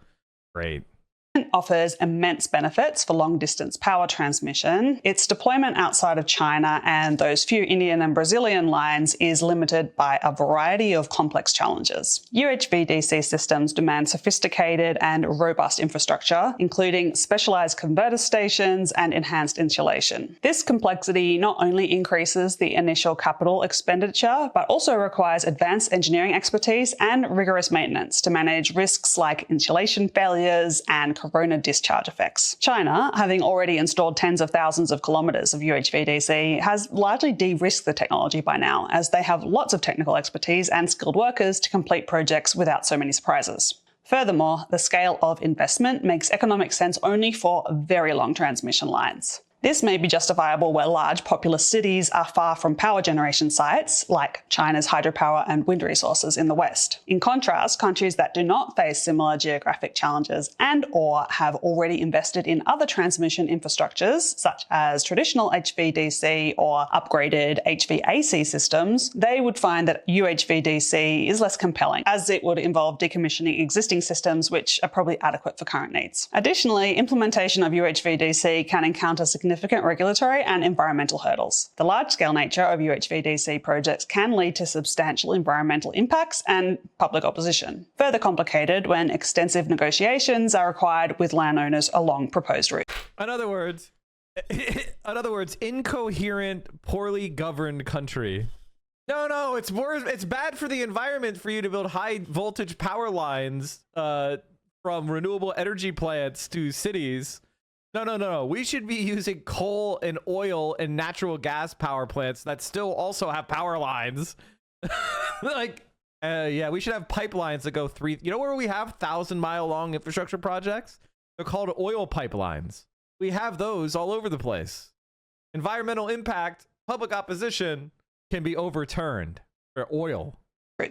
And now that I mentioned environmental impacts due to transmission, it's a perfect time to tell you about my ongoing partnership with Planet Wild, a community fiercely dedicated to start should we install UHVDC to connect Western Australia to the main Australian grid so that 5 p.m. Sydney peak demand could use solar power from 3 p.m. in Perth. UHVDC costs about $2 million per kilometre for 2 gigawatts, very rough figures, and it's a little over 2,000 kilometres between Perth and Adelaide where the main grid starts. So that would be a bit over $4 billion for the transmission lines, plus a bit more for substations at either end. But if we've got... So this would solve what's called the duck curve, which is that as the sun is setting at the end of the day and solar power energy is declining, you see this, there's this like curve, there's a gap between demand and supply. And we call it a duck because it looks like this and it goes like that because there's this period in the late afternoon, early evening when demand is highest, but supply from solar power declines. And so if you had solar panels, 2 hours to the west that were still getting, sunlight from pretty much sun high in the sky, they could provide that. They could shift that power over to places where their own like kind of locally stationed solar is starting to decline. It's a way of handling those kind of predictable curves by transferring power from where it's being needed the most from where there's like a surplus. That's why these grids make sense, because the sun is always shining on the earth. It's just shining at different parts because that's the day. If you could transfer power from where the sun is shining to where the sun isn't shining, you could have fully renewable energy, and you can cut down on the amount of like storage facilities you need. $4 billion burning a hole in our pocket, why not spend it on grid-scale batteries to get that 2 hours time shift instead? Let's assume $200 per kilowatt hour for grid-scale lithium-ion batteries. Then our $4 billion investment would afford 20 gigawatt hours. We could get 2 hours of 10 gigawatts, which is 5 times what our transmission line would carry. Or we could get a 2.5 gigawatt battery that lasts 4 hours, which would take us all the way through the evening peak, not just the first part of it. The 2 hour time difference between Perth and Sydney is really not quite enough to be super useful. Other pros of the battery alternative include not needing to install and then maintain thousands of kilometres of transmission through uninhabited areas, but a con is that you aren't diversifying your solar resource at all. If it's been a couple of cloudy days on the east coast, a battery won't let you take advantage of sunny skies in Western Australia. These economics show that UHVDC doesn't really make sense when you've got local renewable energy resources that could be used instead. Australia has great solar and wind potential on both east and west. In Australia, you don't really need to do the transport like in China they do. In China, some places are so much better for renewable that it makes sense to do what they're doing, to like put your renewable energy places in the super high renewable energy potential areas and then transport. Whereas in Australia, the whole country should be running on renewables. It's actually insane that Australia isn't already completely green. Like, what the fuck are you doing? It's insane. West Coast, so in this case it's better to use them locally. So to sum up, UHVDC needs a pretty specific set of conditions to work well. So I'm not sure we're going to see UHVDC transmission crisscrossing the planet anytime soon. Perhaps in time, HVDC will creep up in voltage to improve efficiency, but for now it seems that UHVDC is a pretty China-specific solution to take advantage of their local needs and expertise. As we come to the end of today's video, I'm excited to share something very close to my heart, Planet Wild. This is... Okay, all I know, chat, is when we look at the situations facing the world, there's only one country that's actually taking it seriously, and that's China. And that is sad. It's sad that America's falling off. China is deploying 5G at a scale greater than any other place in the world. China's exceptionally good at developing infrastructure. Well, they're also doing 5G. 5G infrastructure or electric grid infrastructure or electric vehicle charging infrastructure. It has this ability to do good planning and then also to execute. What I've seen in China Is 5G completely changing the way people live and work, even in seemingly low-tech traditional industries? Across the country, more than 2.5 million people are employed in coal mining. It's dangerous work, known for frequent accidents and fatalities. This is the main shaft of the mine. It's a dark place with thick air. It's also the most dangerous place in the mine. One of the problems is the inability to control machinery remotely. It's impractical to connect using wires, meaning workers have needed to be perilously close to their machines at all times. 5G is capable of bringing digital connections into deep underground crevices, such as this one, allowing the facility to become completely automated. Previous 4G systems beamed data inefficiently in all directions. 5G is much more precise. We can make beams simultaneously that can be a little sliver going this way, or we can have a little sliver that way, or we can have multiple ones that way or multiple ones this way. And it can extend the distance, or it can provide more capacity, or it can follow somebody or something. China says its goal is to ultimately move away from coal and into cleaner forms of energy. 5G is a critical part of this plan as well. This is the Dingzhuang floating solar farm. Across a large swath of sea are endless solar panels, each requiring monitoring. The plant's expected total output is 550 million kilowatt hours per year. That's enough to power 52,000 typical American homes. You have tens of thousands of photovoltaic cells, and 5G can monitor information from them more efficiently than anything else can. China's national 5G infrastructure gives a built-in advantage to this large-scale solar farm.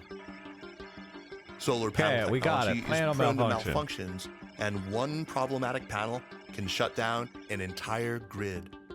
5G enables each panel to constantly send data to a central command station, making inspections more efficient and saving labor costs. And a solar farm can scale to a size that wouldn't be possible otherwise. I can now monitor them to see whether they're failing or when they're going to fail, so I can optimize that prediction of maintenance for these farms. And there's another unexpected benefit here. The shade from the solar farm actually cools the surrounding water, helping create an ideal environment for farming shrimp and other seafood. But all of this is possible because the Chinese government sees the advantage of creating a web of connectivity across the entire country and is willing to use its central authority to make it a reality. 5G cellular technology is really sort of a major leap. And it really is more of the high-tech future that we've seen in the movies and in sci-fi, in which we're surrounded all the time by, really high-speed data and the ability to exploit all of that. And that just basically means 5G will enable much more precision-based applications. Driverless cars, automated ports and factories, next-generation AI. What all of these things have in common is that they can't fully develop until 5G infrastructure is built. And as with most new infrastructure, we don't yet know how it will change society, for better or worse.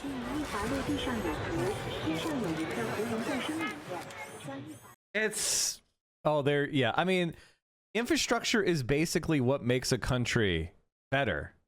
Oh, the BBC World Service just published this. The rise of Chinese AI chatbot DeepSeek has taken the world by storm. But it's part of a wider trend. Chinese apps are rising up the charts around the world. TikTok, CapCut, Shein, Temu, to name a few. And it's not just on our phones. China is becoming dominant in many other areas of tech. Look at cars. It's overtaken the previous epicenters of motoring, selling more than any other country thanks to hit electric car makers like BYD. A lot of this success comes from China being the world's biggest battery maker now too. And solar panels. China's responsible for an estimated 80 to 95% of the global supply chain. By 2028, it's predicted that 60% of the world's renewable energy will be generated in China. In drones too, China rules the skies. Next time you hear that buzzing above your head, there's a 70% chance it's a DJI drone made in the city of Shenzhen. 3 of the world's top 10 drone makers are Chinese. In the futuristic world of quantum computers, Chinese scientists publish more quantum-related research papers annually than any other country. And they're even ahead of the general leaders, the US, in some areas of quantum computing development. And it's the same picture in AI. Chinese AI firms now issue more patents than any other country, and the rise of DeepSeek shows it's capable of challenging the dominant US giants with products too. So how has China done all this? Well, it's all part of a long-term plan. In 2015, the Chinese government set out an ambitious project called Made in China 2025. It wanted to move away from being the world's factory for low-cost goods to a global tech leader responsible for its own supply chain of cutting-edge tech. Made in China 2025, in my opinion, was largely very successful. So in many industries, like China is catching up with the leading edge. And in some industries, China even leading, even in cars and 5Gs, batteries, solar energies. Now even in the AI, JAI, China become one of the players.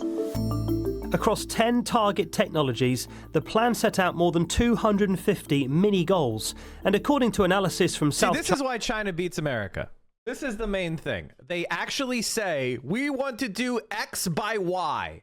Judge us on whether we did X by Y, right? We're going to build this many apartment buildings. We're going to build this many high-speed rail miles. We're going to build this. We're going to graduate this many engineers. We're going to produce this much energy from renewables. We're going to do this. We're going to clean up the air. We're going to clean up the water. We're going to do this. They have goals. They say, we can get to here. Let's go to there. And you judge us based on whether we achieve those goals. We don't do that in America. We literally don't do that in America. Everybody in America is scared of saying, I'm going to do X by Y. Because if they fail, then that means they're responsible. And we hate accountability. America is a point the fingers at somebody else country. China Morning Post, 86% of them have been ticked off. Some targets, like electric vehicles and renewable energy production, have far exceeded the targets. South China Morning Post is sometimes accused of being pro-China. But Made in China 2025 has been hailed a success by many other analysts too. So how has China done it? What China has been moderately successful, at least, and some would say incredibly successful at doing, is using its sort of state-backed capitalism system, whereby the government really sets a research agenda. The German Marshall Plan Institute. I wonder who's paying for that. USAID? A funding agenda, she bringing probably foreign lost her job. researchers and enticing them to stay in China, or at least to give their innovations and ideas over to Chinese companies, requiring businesses from outside of China oftentimes to set up joint ventures with Chinese ventures. These are all sort of tools that China has used to help achieve these ambitions. So what she's really saying is the Communist Party is beating us at our own game. This is one of the phrases I oftentimes say on this channel, which is capitalists are bad at capitalism. And so having a Communist Party standing at the commanding heights of a market system is leading to, oh, they have the ability to value stuff more than short-term profits. And that is an advantage that we cannot match. Caring about something other than money equals they have a huge advantage. According to US Congress research, the Chinese government planned to raise or spend $1.5 trillion on grants for research, development, or buying foreign companies. According to the report, more than $627 billion had been spent by 2020. Research centres sprung up in city hubs centred around various technologies. Also, the US and its allies have accused China of shortcutting some of its tech innovation by stealing intellectual property through hacking. For example, US aircraft makers. China has always denied this. Made in China 2025 got so... First of all, who gives a shit? We stole the IP Every fucking major tech company stole IP to be where they are. Windows stole IP from Apple. Apple stole IP from Xerox. Microsoft stole IP from some, you know, like most of what made Microsoft was stealing IP or scamming someone out of it. The pirates of Silicon Valley. It's very funny. Also, IP is invented. It's made up bullshit. It's not handed down from God. We made laws about IP. You can have different laws with IP. The most important thing is your innovation and the progress that you're making as a society. If our IP laws are slowing down our progress, we should change the IP laws. So successful that after just a few years, the government... Oh, by the way, chat, torrenting from a corporate laptop doesn't feel right. Meta emails unsealed. Newly unsealed emails allegedly provide the most damning evidence yet against Meta in a copyright case raised by book authors alleging that Meta illegally trained its AI models on pirated books. Last month, Meta admitted to torrenting a controversial large dataset known as LibGen, which includes tens of millions of pirated books. They torrented at least 81.7 terabytes of data across multiple shadow libraries through the site Anna's Archive, including 35.7 terabytes of data from Z Library and LibGen. Meta also previously torrented 80.6 terabytes of data from LibGen. The magnitude of Meta's unlawful torrenting scheme is astonishing. The author's filing alleged, insisting that vastly smaller acts of data privacy, just 0.008% of the amount of copyrighted works Meta pirated, have resulted in judges referring the conduct to the U.S. Attorney's Office for criminal investigation. See, this is what the tech bros do. They steal. They violate the law. And then they get so rich doing it that they then make their crimes retroactively legal. Stopped using the term as it was antagonizing rivals, but it was too late. Over the years, the West have imposed restrictions and sanctions on China regarding sensitive technologies. But this huge external threat has wakened up the Chinese and kind of forced them to pursue a self-sufficiency strategy in this advanced technology. There's an old saying in China, life always finds its own way out. Huawei is... I mean, by the way, this is actually a good thing because China is a 1.4 billion fucking people. So you're like, oh, be self-sufficient, 1.4 billion people. They're going to figure it out. The arrogance and racism of the West is going to be its undoing. It's a great example of this. I wish all the people on the earth could be working together. But unfortunately, as long as Western power exists, as long as the 1 billion people who live in the West and Western aligned countries try to exert their dominance and live arrogantly over the rest of the world and try to take all the world's wealth for themselves, we're not going to see that world. So hopefully, the part of humanity that recognizes that all human beings are equal, no matter where they're born, no matter what language they speak, no matter what religion they follow, we are all equal, of equal moral worth. Hopefully those of us who recognize that and can see that win before the people that the racists and the chauvinists destroy the planet with nuclear bombs. That's the or climate change or God knows what other catastrophe they cook up. That's the competition. And it's put together pithily in one phrase. We have two choices: socialism or barbarism. It is socialism or it is barbarism. That is the only choice for this world. We will either unite under the red flag, the scarlet standard, or we will be annihilated by these chauvinistic fantasies of racial or national or other superiority. That's it. That is the question of the 21st century. Will humanity ascend or will it annihilate itself for greed? Around 2019, it was top of the world in 5G equipment. It had a huge market share in mobile phones too. All of that took a major hit though when the US led widespread sanctions against the company, citing national security concerns around spying. Huawei's market share shrank and it couldn't get the microchips it needed to keep innovating. But it pivoted into microchip manufacturing and is now a major player in that too. Whoops. In 2023, it released a phone with a microchip far beyond what the rest of the world thought was possible for the company or the country. A similar situation happened with the viral new chatbot DeepSeek.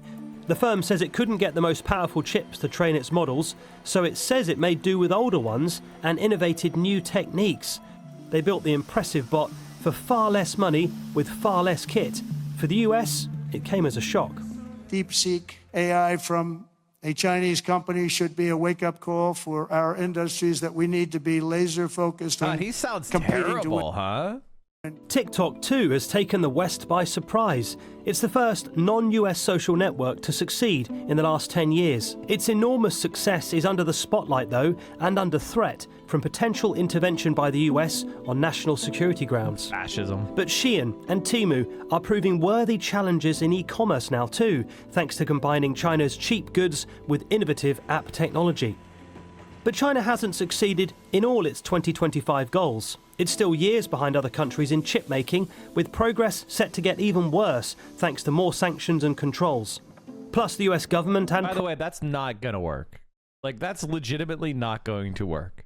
China will eventually steal this information, learn it, or develop their own. It's just not going to work. It is a hopeless endeavor. Basically, the US is doing that to buy time. And that's it. Is to, like, we'll damage the Chinese economy now, and then we'll try to get some sort of advantage or some sort of global alliance targeting China. That is the US plan. Unfortunately, Donald Trump is blowing that plan up by making us the most hated scumbags on the planet. And a lot of people are not going to want to work with the United States because it's evil. And people don't like bad people. Most people in the world are actually kind. They have bigotries. They do bad things.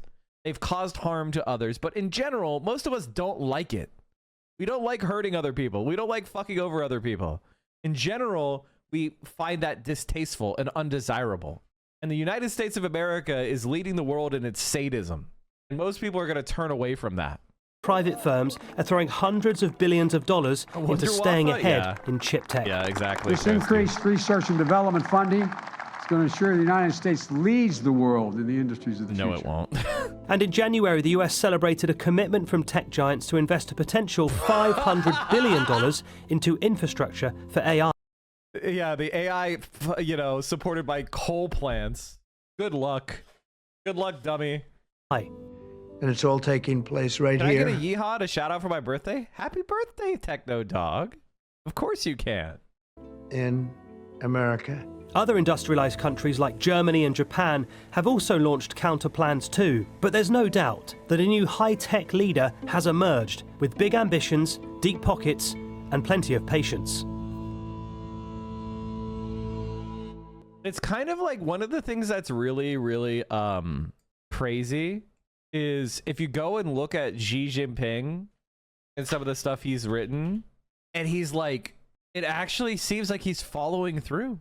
Socialism with Chinese characteristics is the dialectical unity of the theoretical logic of scientific socialism and the historical logic of China's social development. It is a scientific socialism rooted in Chinese soil, one that reflects the aspirations of the Chinese people and one that has adapted to the conditions of progress at our times. It is the only way to comprehensively build a prosperous society, accelerate socialist modernization, and realize the great rejuvenation of the Chinese nation. Damn. Even before communism, ancient China was collaborative. Look up the Chinese explorer Zheng He. Yeah. The 14th five-year plan for economic and social development and long-range objectives through the year 2035 of the People's Republic of China. The new plan aims at China becoming a moderately developed economy by 2035. It anticipates future growth as largely based on domestic consumption of goods and services and aims to reduce disparities between urban and rural living standards. The plan includes the peaceful development of relations with Taiwan, considered a rebel province and part of Chinese territory. The trade war between the United States and China called Xi to rule out dual circulation, with internal circulation and external circulation servicing domestic and foreign trade respectively. The strategy is designed to keep China open to the world economy by increasing its self-reliance. And develop a plan to achieve peak carbon emissions by the end of the 2020s, increase the proportion of non-fossil fuel energy use to 20% by 2025 compared to 15% at the end of 2019, improve water conservation infrastructure. The completion of the 8 vertical and 8 horizontal high-speed rail network. So there you go, chat. This is the high-speed rail network. So they wanted 8 vertical and 8 horizontal high-speed rails. Incredible stuff. In May 2024, the China Cyberspace Research Institute, which is under the Cyberspace Administration of China, announced a large language model whose training data includes Xi Jinping thought. Oh, hell yeah, dude. How do I use this AI? You can have your own Pocket G. You can ask Pocket G for advice. All right, chat. That'll be it for me today. I'm going to send you guys, gals, over to VO. Hope you enjoyed the stream. We'll be back tomorrow. I want to talk about more politics. We're going to get onto that. You know, we'll react to whatever is happening in the streaming space as well. Thank you guys, gals, non-binary pals, for all your support. We love you. Much respect. Is G a philosophical intellectual or just a really good administrator? He's kind of like, it's pretty standard Communist Party leader in the sense that he's kind of expected to write his own political philosophy as well as being an administrator. So it's pretty standard like Communist Party shit. The answer is both. All right, everybody, stay safe. Solidarity forever. We'll be here tomorrow. And of course, hey, Ethan, free Palestine from the river to the sea.